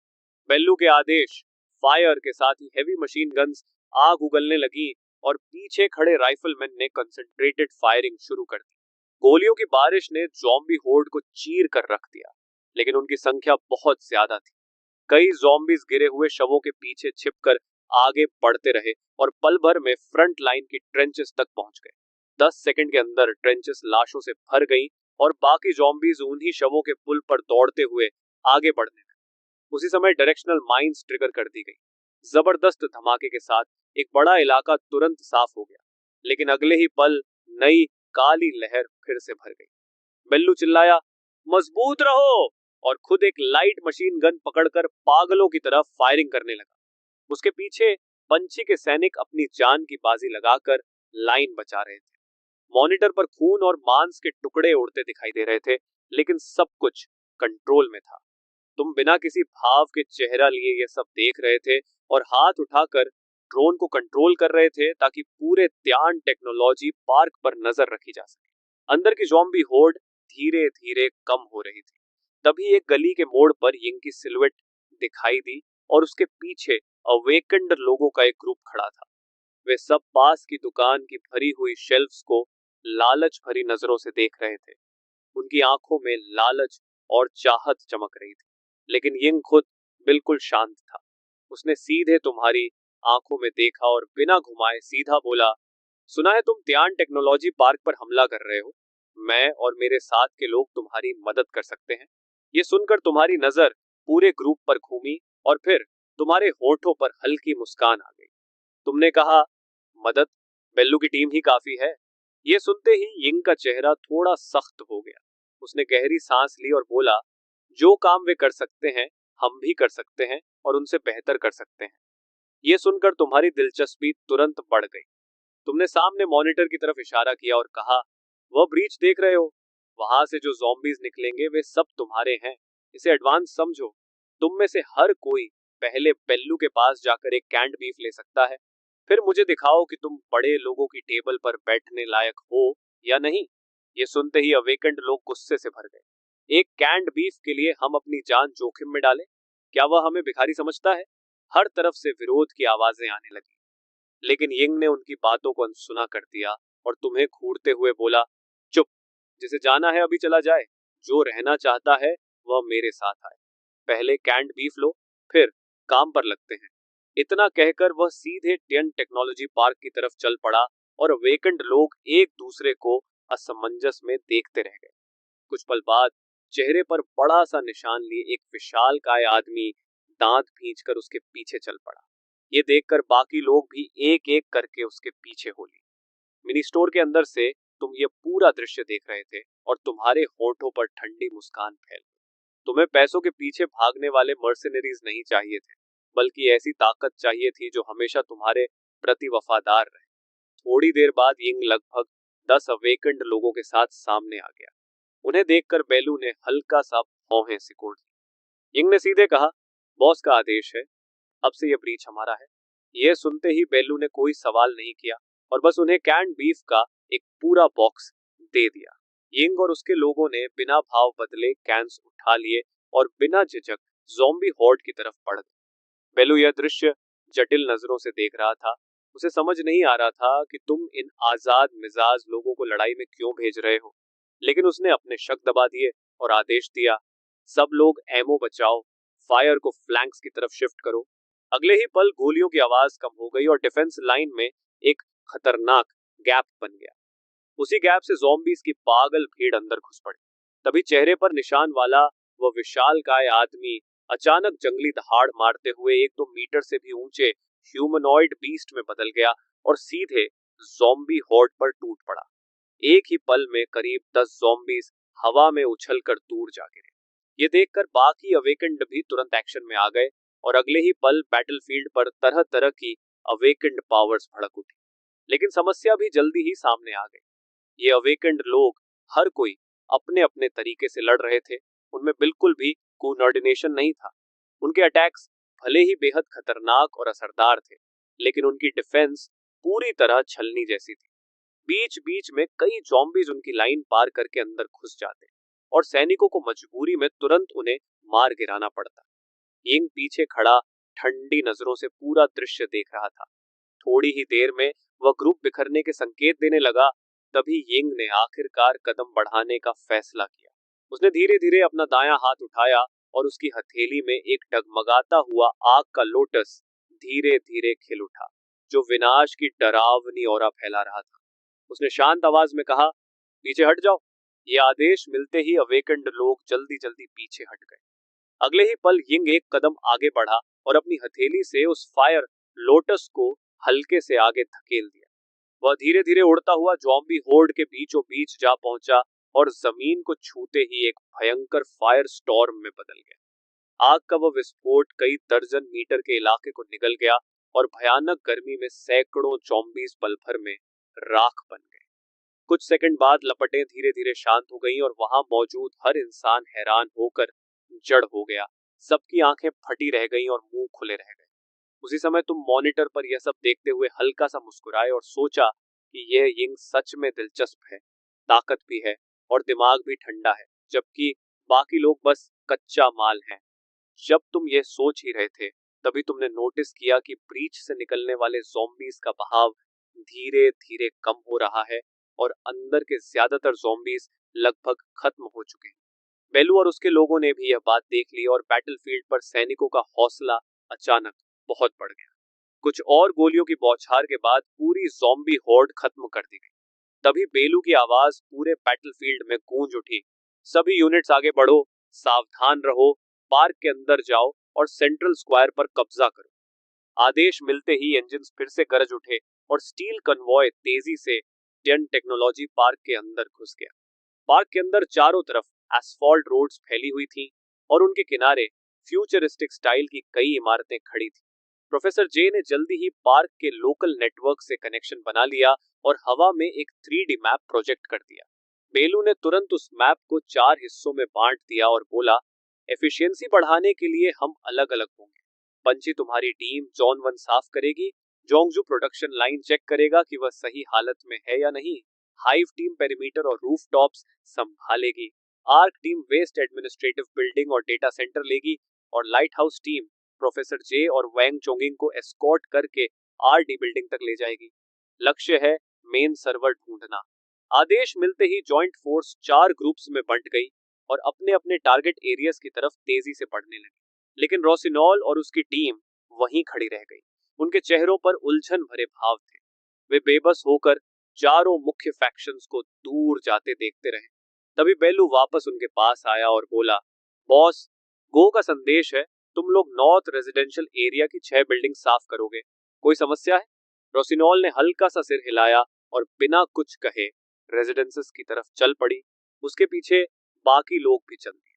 उसी समय light house squad RD building के सामने पहुंच गई। प्रोफेसर जे ने तुरंत लोगों को रास्ता साफ करने भेजा और फिर वह वांग चोंगिंग के साथ एलिवेटर से तीसरे बेसमेंट तक उतर गया। थोड़ी देर बाद एलिवेटर के दरवाजे बिना आवाज के खुल गए। तीसरे बेसमेंट के कॉरिडोर के अंत में एक भारी आर्मर्ड डोर खड़ा था। उसे देखते ही वांग चोंगिंग तेजी से आगे बढ़ा और कंट्रोल पैनल पर कोड्स की एक लंबी सीरीज डाल दी। तुरंत एक क्लिक की आवाज आई और भारी लॉक मैकेनिज्म घूमने लगा। आर्मर्ड डोर धीरे धीरे खुल गया और अंदर से ठंडी हवा का झोंका बाहर आया। कमरे के अंदर काले सर्वर रैक्स की लंबी कतारें लगी हुई थी और अंधेरे में अनगिनत इंडेक्टर लाइट्स चमक रही थी। टीम तुरंत अंदर घुस गई और सर्वर ढूंढने लगी। थोड़ी ही देर में वांग चोंगिंग उत्साह से चिल्लाया कि उसे मिल गया। उसकी आवाज सुनते ही प्रोफेसर जे तेज कदमों से वहां पहुंचा और कई टेक्नीशियंस तुरंत काम में लग गए। उन्होंने स्टोरेज डिवाइसेस सर्वर पोर्ट में लगाकर डेटा कॉपी करना शुरू कर दिया। कंप्यूटर स्क्रीन पर हरी प्रोग्रेस बार धीरे धीरे आगे बढ़ रही थी। प्रोफेसर जे ने रेडियो से बॉस गो को सूचना दी, लाइट हाउस टारगेट लोकेशन पर पहुंच गया है, डेटा कॉपी में लगभग 40 मिनट लगेंगे। इसी दौरान प्रोडक्शन जोन के विशाल वर्कशॉप में कॉम्बैट स्क्वाड्स पहले ही इन्फेक्टेड लोगों को खत्म कर चुके थे। जुयुआन एक बड़े प्रोडक्शन इक्विपमेंट के सामने खड़ा कंट्रोल पैनल पर तेजी से काम कर रहा था। थोड़ी देर बाद मशीन के ऊपर लगी लाइट लाल से हरी हो गई। ये देखकर जुयुआन उत्साह से चिल्लाया, इस प्रोडक्शन लाइन की मेन स्ट्रक्चर पूरी तरह सही है, बस कुछ घिसे हुए पार्ट्स बदलने होंगे और एनर्जी सोर्स से जोड़ते ही इसे फिर चालू किया जा सकता है। स्कॉर्पियन हैरानी से पूछता है, बॉस गो को जो बैटरीज चाहिए थी वो कहाँ है?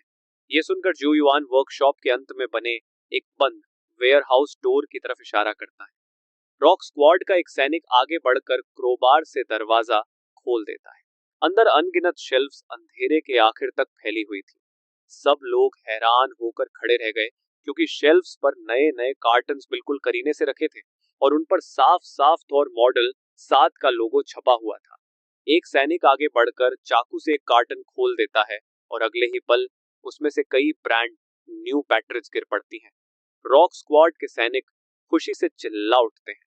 जुयुआन भी उत्साह में शेल्फ्स के बीच से गुजरते हुए अपनी टैबलेट से इन्वेंट्री के बार कोड्स स्कैन करने लगता है और कुछ ही देर बाद बोलता है, यहाँ कम से कम 30,000 बैटरीज हैं और हालत भी शानदार है। फेलियर रेट 5% से ज्यादा नहीं है। ये सुनते ही स्कॉर्पियन अपनी खुशी नहीं रोक पाता और हंसते हुए कहता है, अगर हम ये सब वापस ले आए तो बॉस को हमें इनाम में कैंड फूड का पहाड़ दे देगा। तभी जुयुआन की आवाज फिर से गूंजती है, यहाँ सिर्फ एक प्रोडक्शन लाइन नहीं है, यहाँ 2 पूरी प्रोडक्शन लाइंस मौजूद है। ये सुनते ही स्कॉर्पियन जोर से हंस पड़ता है। स्कॉर्पियन तुरंत अपनी रेडियो उठाकर रिपोर्ट करता है, बॉस गो जोन वेयरहाउस में 30,000 सही हालत वाली बैटरीज मिली हैं और 2 पूरी प्रोडक्शन लाइंस भी मिली हैं। उसी समय सुपर 80 के अंदर तुम अब भी कैंप बेड से टिके बैठे हो और रेडियो पर लगातार अच्छी खबरें आ रही हैं। हाइव ने सभी ऊंचे पॉइंट्स पर कंट्रोल ले लिया है और कहीं भी दुश्मन की बड़ी एक्टिविटी नहीं दिख रही। नॉर्थ सेक्टर का डॉर्मिटरी भी पूरी तरह साफ कर दिया गया है, लेकिन इन सब के बावजूद तुम्हारे चेहरे के भाव बिल्कुल नहीं बदलते। तुम अपने साइकिक पावर से शेल्फ पर रखी एक सोडा कैन उठाते हो और आराम से पीते हुए संतोष से मुस्कुराते हो। थोड़ी देर बाद डेटा कॉपी भी पूरी हो जाती है और सारी बैटरीज भी पैक कर दी जाती है। फिर चारों टीम्स गेट के सामने इकट्ठा होती है। उसी समय स्कॉर्पियन के दिल में एक अजीब सी बेचैनी उठती है। उसे नहीं पता कि तुम विक्ट्री पार्टी में आना स्वीकार करोगे या नहीं, बल्कि उसे यह डर भी सताता है कि कहीं तुम इस आइडिया के लिए उससे नाराज न हो जाओ। यह सोचकर ही उसकी रीढ़ में ठंडी सिहरन दौड़ जाती है। कुछ देर बाद पूरी सेना वापस सुपरटे के सामने आ जाती है। चारों तरफ एक अजीब सा सन्नाटा छा जाता है और सबकी निगाहें नीचे गिरे हुए आयरन शटर पर टिक जाती है। अगले ही पल शटर धीरे धीरे ऊपर उठता है और तुम शांत चेहरे के साथ बाहर आते हो। तुम्हारी नजर सीधे स्कॉर्पियन पर टिक जाती है। तुम कहते हो, स्कॉर्पियन, सुना है तुम विक्ट्री पार्टी करना चाहते थे, सही है? ये सुनते ही स्कॉर्पियन का दिल जोर से धड़कने लगता है और उसके माथे पर ठंडे पसीने की बूंदें आ जाती हैं। वह घबराकर कहता है, बॉस गो, ये आइडिया मेरा था, मैं। लेकिन तुम अचानक उसे बीच में रोक देते हो और कहते हो ये अच्छा आइडिया है। फिर तुम अपना हाथ उठाकर हल्के से घुमाते हो और अगले ही पल स्क्वायर के बीचों बीच मांस का एक विशाल पहाड़ प्रकट हो जाता है। पोर्क, बीफ, सॉसेजेस, हर तरह का मीट मौजूद है। उसके तुरंत बाद अनगिनत हरी सब्जियां और आलू भी अचानक प्रकट हो जाते हैं। साथ ही सैकड़ों क्रेट्स ठंडी बियर के भी दिखाई देने लगते हैं। ये देखकर पूरे स्क्वायर में बस लोगों के निकलने की आवाज सुनाई देने लगती है। फिर तुम्हारी आवाज दोबारा गूंजती है, क्या इंतजार कर रहे हो? आज रात सबको मांस मिलेगा। तुम्हारे शब्द खत्म होते ही कुछ पल के लिए पूरा मैदान शांत हो जाता है और फिर अचानक आसमान चीरती हुई जोरदार चीयर्स गूंज उठती है। सैनिक खुद को रोक नहीं पाते और मांस के पहाड़ की ओर दौड़ पड़ते हैं। थोड़ी ही देर में पंची के योद्धा बारबेक्यू ग्रिल्स लगा देते हैं और कोयला जलाने लगते हैं। आग के लोग सब्जियां धोने लगते हैं जबकि हाइव के रेड मंकीज आसपास फैलकर फीस्ट की सुरक्षा संभाल लेते हैं। कुछ ही देर में पूरे स्क्वायर में ग्रिल्ड मीट की खुशबू फैल जाती है और सब लोग ऐसे मीट और बियर का मजा लेते हैं जैसे दुनिया में कभी अपोकलिप्स हुआ ही ना हो। यंग भीड़ से अलग खड़ा तुम्हें देख रहा होता है जबकि तुम शांत होकर पूरा दृश्य देख रहे होते हो। उसी पल उसे अचानक समझ में आता है कि तुम जो दे रहे हो वह न तो अपमान है और न दया, बल्कि एक चुनाव है। या तो अकेला भेड़िया बनकर ठंडे बचे खुचे टुकड़ों के लिए लड़ते रहो या लायन किंग के सामने झुककर उसके दिए हुए फीस्ट का हिस्सा बनो। तुम दरवाजे के फ्रेम से टिके सोडा पी रहे होते हो कि तभी स्कॉर्पियन उत्साह से लाल चेहरा लिए दौड़ता हुआ आता है और सम्मान से झुककर कहता है, बॉस गो, आज से पंछी हमेशा आपका सबसे वफादार अली रहेगा। स्कॉर्पियन की जान भी आपकी है। तुम कुछ नहीं कहते, बस खाली कैन को हाथ में मसलकर लगभग 10 मीटर दूर रखे कूड़ेदान में फेंक देते हो और शांत आवाज में कहते हो, जब तक तुम आदेश मानोगे हर भोजन में मांस मिलेगा। इतना कहकर तुम मुड़ते हो और सुपरेटे की छाया में वापस चले जाते हो। ये एक वाक्य वहां मौजूद हर इंसान के लिए जबरदस्त जोश भरने वाला बन जाता है और तुम्हारा प्रभाव पूरे स्क्वायर पर छा जाता है। पार्टी चलती रहती है। पेलू वांगफेंग और प्रोफेसर जे एक अस्थाई मेज के पास बैठे होते हैं और उन्हें साफ पता होता है कि आज से रूइंस के नियम बदल चुके हैं। काफी देर बाद आग की लपटें धीरे धीरे बुझ जाती हैं और मांस का पहाड़ पूरी तरह खा लिया जाता है। उसी समय आयरन शटर बिना आवाज के फिर से उठता है और तुम दोबारा बाहर आते हो। सबकी निगाहें तुरंत तुम पर टिक जाती हैं। तुम बस हाथ उठाते हो और अगले ही पल स्क्वायर में अचानक भोजन का एक विशाल ढेर प्रकट हो जाता है। इसमें कंप्रेस्ड बिस्किट्स, विलेज राइस ही नहीं बल्कि अनगिनत कैंड मीट, सप्लाईज और सिगरेट्स भी करीने से रखे होते हैं। साथ ही पानी के भंडार भी होते हैं। तुम शांत आवाज में कहते हो, इसका एक हिस्सा चारों बड़ी फैक्शंस के साथ तय इनाम है और बाकी उन सबको मिलेगा जिन्होंने लड़ाई में हिस्सा लिया। पार्टाई युद्ध में किए गए काम के अनुसार होगी। हर कोई अपनी हिस्सेदारी ले सकता है। पेलू इसका प्रबंध करेगा, एक्सेल उसकी मदद करेगा। इतना कहकर तुम फिर से मुड़कर सुपरेट के अंदर चले जाते हो। मैदान में फिर से जोरदार चीयर्स गूंज उठती है और बेलू आगे बढ़कर युद्ध के रिकॉर्ड के अनुसार इनाम बांटना शुरू करता है। पूरा प्रोसेस बेहद व्यवस्थित तरीके से चलता है। अब हर किसी को समझ आ चुका है कि पुराना युग खत्म हो गया है और अब इन रूइंस में सिर्फ एक ही नियम चलेगा, तुम्हारा। थोड़ी देर बाद सप्लाईज का वितरण खत्म हो जाता है और एक एक करके कॉन्वॉयज इंजन स्टार्ट करके स्क्वायर छोड़ने लगते हैं। कुछ समय बाद वहां सिर्फ हड्डियों और खाली बॉटल्स का ढेर रह जाता है और बीच स्क्वायर में सिर्फ यिंग और बाकी अवेकेंड खड़े रह जाते हैं। उसी पल उन्हें पूरी तरह समझ आ जाता है कि तुम ही उनका एकमात्र रास्ता हो। ये देखकर तुम लापरवाही से हाथ हिलाते हो और अगले ही पल दर्जनों क्रेट्स इंस्टेंट नूडल्स और कैंड फूड के अचानक प्रकट हो जाते हैं। तुम कहते हो, ये तुम्हारा इनाम है, इसे लो और जा सकते हो। ये सुनते ही चेहरे पर बड़े निशान वाला आदमी गुस्से से दहाड़ता है, क्या हम तुम्हारे लिए बस इस्तेमाल करके फेंक देने वाले कपड़े हैं? क्या तुम सोचते हो कि एक खाना देकर हमें खरीद लोगे? उसके पीछे खड़े लोग भी तुरंत बेचैन होने लगते हैं, लेकिन यिंग नहीं हिलता। वह 2 कदम आगे बढ़ता है, सिर उठाकर तुम्हारी आंखों में सीधे देखता है और कहता है, हम यहाँ रहना चाहते हैं और आपके लिए काम करना चाहते हैं। टेक्नोलॉजी पार्क अभी पूरी तरह खाली है। जल्द ही रूइंस के लुटेरे उस पर टूट पड़ेंगे। अगर उसे बचाने वाला कोई नहीं होगा तो सारी मशीनें और सप्लाईज एक दिन में लूट ली जाएंगी। चारों बड़ी फैक्शंस के लोग आराम करने जा चुके हैं और वे जल्दी वापस नहीं आएंगे। अभी तुरंत वहां जाकर उसकी रक्षा करने वाले सिर्फ हम ही हैं। यिंग की बात सुनकर उसके पीछे खड़े अवेकेंड लोग चुप हो जाते हैं और उलझन से एक दूसरे को देखने लगते हैं। तभी तुम्हारे होठों के कोने पर हल्की मुस्कान उभरती है और तुम शांत आवाज में कहते हो, अगर ऐसा है तो अब तुम स्वतंत्र अवेकेंड नहीं रहोगे, तुम मेरी पहली डायरेक्ट इंटरवेंशन यूनिट बनोगे, कोड नेम लीफ, और तुम इसके कैप्टन रहोगे। तुम्हारी आवाज में ऐसी सख्ती थी जिसमें किसी भी तरह की बहस की गुंजाइश नहीं थी। ये सुनकर यिंग ने हल्के से सिर हिला दिया। ये देखते ही तुमने फिर से हाथ उठाया और अगले ही पल एक बिल्कुल नया डीजल जनरेटर जमीन पर आ गिरा। उसके साथ कई फ्यूल कैंस भी थे। फिर एक छोटा रिकनेसेंस ड्रोन और उसकी कंट्रोल टैबलेट दिखाई दी और आखिर में लगभग एक दर्जन बिल्कुल नए मिलिट्री वॉकी टॉकीज भी सामने आ गए। तुमने कहा, यही तुम्हारा इक्विपमेंट है, अब अपना रिवॉर्ड और इक्विपमेंट लो और तुरंत टेक्नोलॉजी पार्क की तरफ निकल जाओ। डॉर्मिटरी एरिया में एक टेम्पररी बेस बना लो। अगर वहां एक छोटी सी माउस भी दिखे तो उसकी भी रिपोर्ट मुझे चाहिए। इतना सारा इक्विपमेंट देखकर उन लोगों की आंखें फैल गई। यहाँ तक कि यिंग भी अपनी एक्साइटमेंट मुश्किल से रोक पा रहा था। वह अचानक अपने साथियों की तरफ मुड़ा और जोर से बोला, सब लोग इक्विपमेंट का इन्वेंटरी लो और निकलने की तैयारी करो। इस बार सबकी आवाज एक साथ गूंजी, योर ऑर्डर्स कैप्टन। इसके बाद ग्रुप ने सामान गाड़ियों में लोड करना शुरू किया। फिर व्हीकल्स स्टार्ट किए और टेक्नोलॉजी पार्क की दिशा में निकल गए। पीछे सिर्फ धूल का गुब्बार रह गया। तुमने नजर फेर ली और धीरे धीरे सुप्रिटे का लोहे का शटर नीचे कर दिया।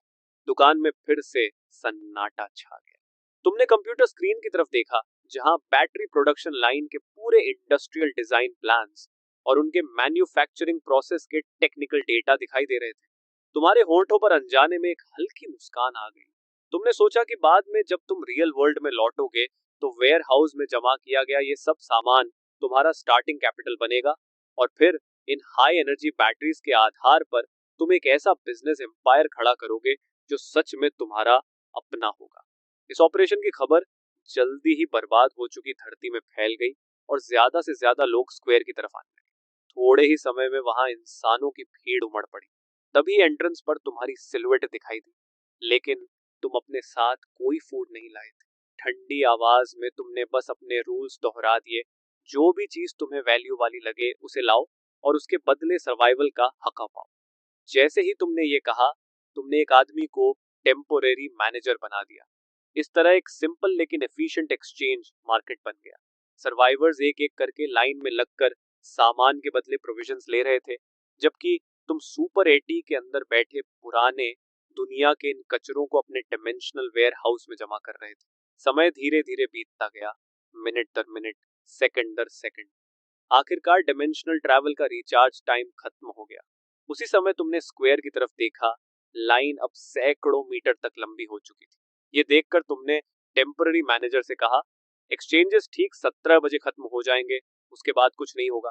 ये सुनते ही मैनेजर थोड़ा घबरा गया और पूरी ताकत से भीड़ की तरफ चिल्लाया, बॉस गो ने कहा है एक्सचेंजेस 17 बजे खत्म हो जाएंगे, जिसका नंबर नहीं आएगा वो कल सुबह फिर आना।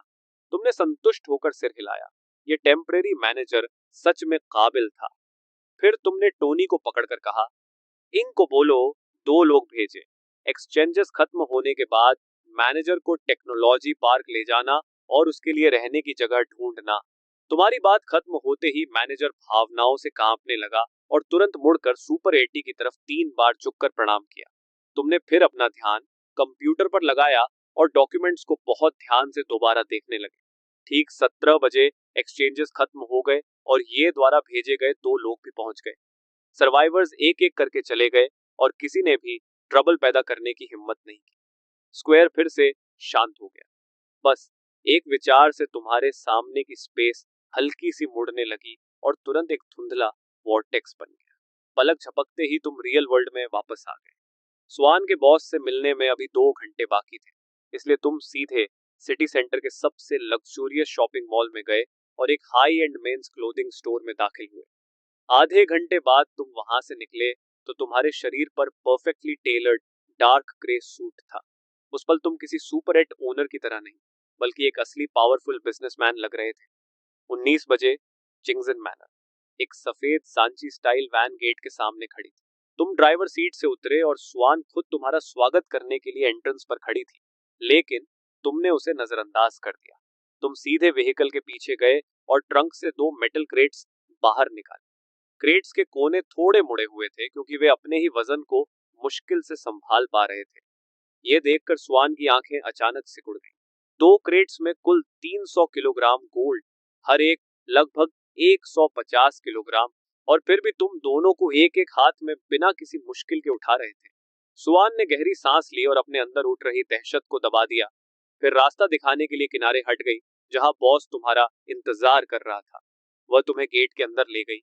कोर्टयार्ड के अंधेरे कोनों में तुम्हें कई ठंडी ओरस का एहसास हुआ, जैसे अंधेरे में छिपे सांपों का झुंड। थोड़ी देर बाद स्वर्ण तुम्हें मेन बिल्डिंग के बीचों बीच बने एक ऑफिस में ले आई। कमरे में एक महोगनी डेस्क था और दीवारों पर किताबों से भरी शेल्फ्स थी। डेस्क के पीछे एक बूढ़ा आदमी बैठा था जो एक पुरानी ट्रेडिशनल बाइंडिंग वाली किताब पढ़ रहा था। ये देखकर सुआन ने गहराई से झुककर कहा, मास्टर तांग, मिस्टर गो आ गए हैं। ये सुनकर मास्टर तांग ने किताब बंद की और तुम्हारी तरफ देखा। तुमने भी शांत नजर से उसे देखा, फिर दोनों मेटल क्रेट्स को जोर से महोगनी डेस्क पर रख दिया। पूरे डेस्क पर एक भारी थप्प की आवाज गूंज गई। तुमने कहा, 300 किलोग्राम माल है, चेक कर लो। ये सुनकर टैंग ने हल्का सा भौं उठाया। उसने क्रेट्स को छुआ भी नहीं, बस डेस्क पर रखा इंटरकॉम उठाकर धीरे से कुछ कहा। थोड़ी ही देर में दरवाजे पर नॉक हुआ। एक मिडिल एज्ड आदमी अंदर आया जिसके चश्मे की फ्रेम सुनहरी थी और उसके हाथ में प्रिसिजन मेजरिंग इंस्ट्रूमेंट्स थे। उसने आगे बढ़कर क्रेट का ढक्कन खोला। अंदर सुनहरे गोल्ड बार्स सलीके से रखे हुए थे। इसके बाद वह उन्हें एक एक करके निकालने लगा ताकि उनका वजन करे और उनकी ऑथेंटिसिटी चेक कर सके। जांच बहुत जल्दी पूरी हो गई। वह मिडिल एज्ड आदमी बोला, मास्टर तांग, यहाँ कुल 600 गोल्ड बार्स हैं। कुल वजन 300 किलोग्राम है और प्यूरिटी पूरी तरह स्टैंडर्ड्स के अनुसार है। ये सुनकर तंगलाव ने हल्का सा हाथ हिलाया। उसका इशारा समझते ही वह आदमी और स्वर्ण दोनों कमरे से बाहर चले गए। तंगलाव ने अपनी उंगलियां आपस में फंसाई और हाथों को डेस्क पर रख दिया। फिर शांत आवाज में बोला, इस गोल्ड के लॉट के बदले मैं तुम्हें 246 मिलियन दे सकता हूँ। स्वान ने बताया कि तुम एक बैटरी कंपनी ढूंढ रहे हो। इतना कहकर टंगलाव ने एक टैबलेट तुम्हारी तरफ सरका दी। स्क्रीन पर 3 कंपनियों की जानकारी दिखाई दे रही थी। तुमने उसे देखना भी जरूरी नहीं समझा और सीधे कहा, मुझे सीधे UANG टेक्नोलॉजी दे दो। ये सुनते ही अगले ही पल टेंगलाओ की आंखों की पुतलियां अचानक सिकुड़ गई। यूएंगिंग टेक्नोलॉजी के पास फैक्ट्री और एक बैटरी प्रोडक्शन लाइन के अलावा कोई खास वैल्यू नहीं थी, और वह भी शहर के बाहरी इलाके में स्थित थी। साफ था कि तुम्हें बस एक लीगल शेल कंपनी की जरूरत थी। तंगलाव ने इस बारे में और कुछ नहीं कहा। उसने तुरंत फोन उठाया और लीगल डिपार्टमेंट को डॉक्यूमेंट्स तैयार करने का आदेश दे दिया।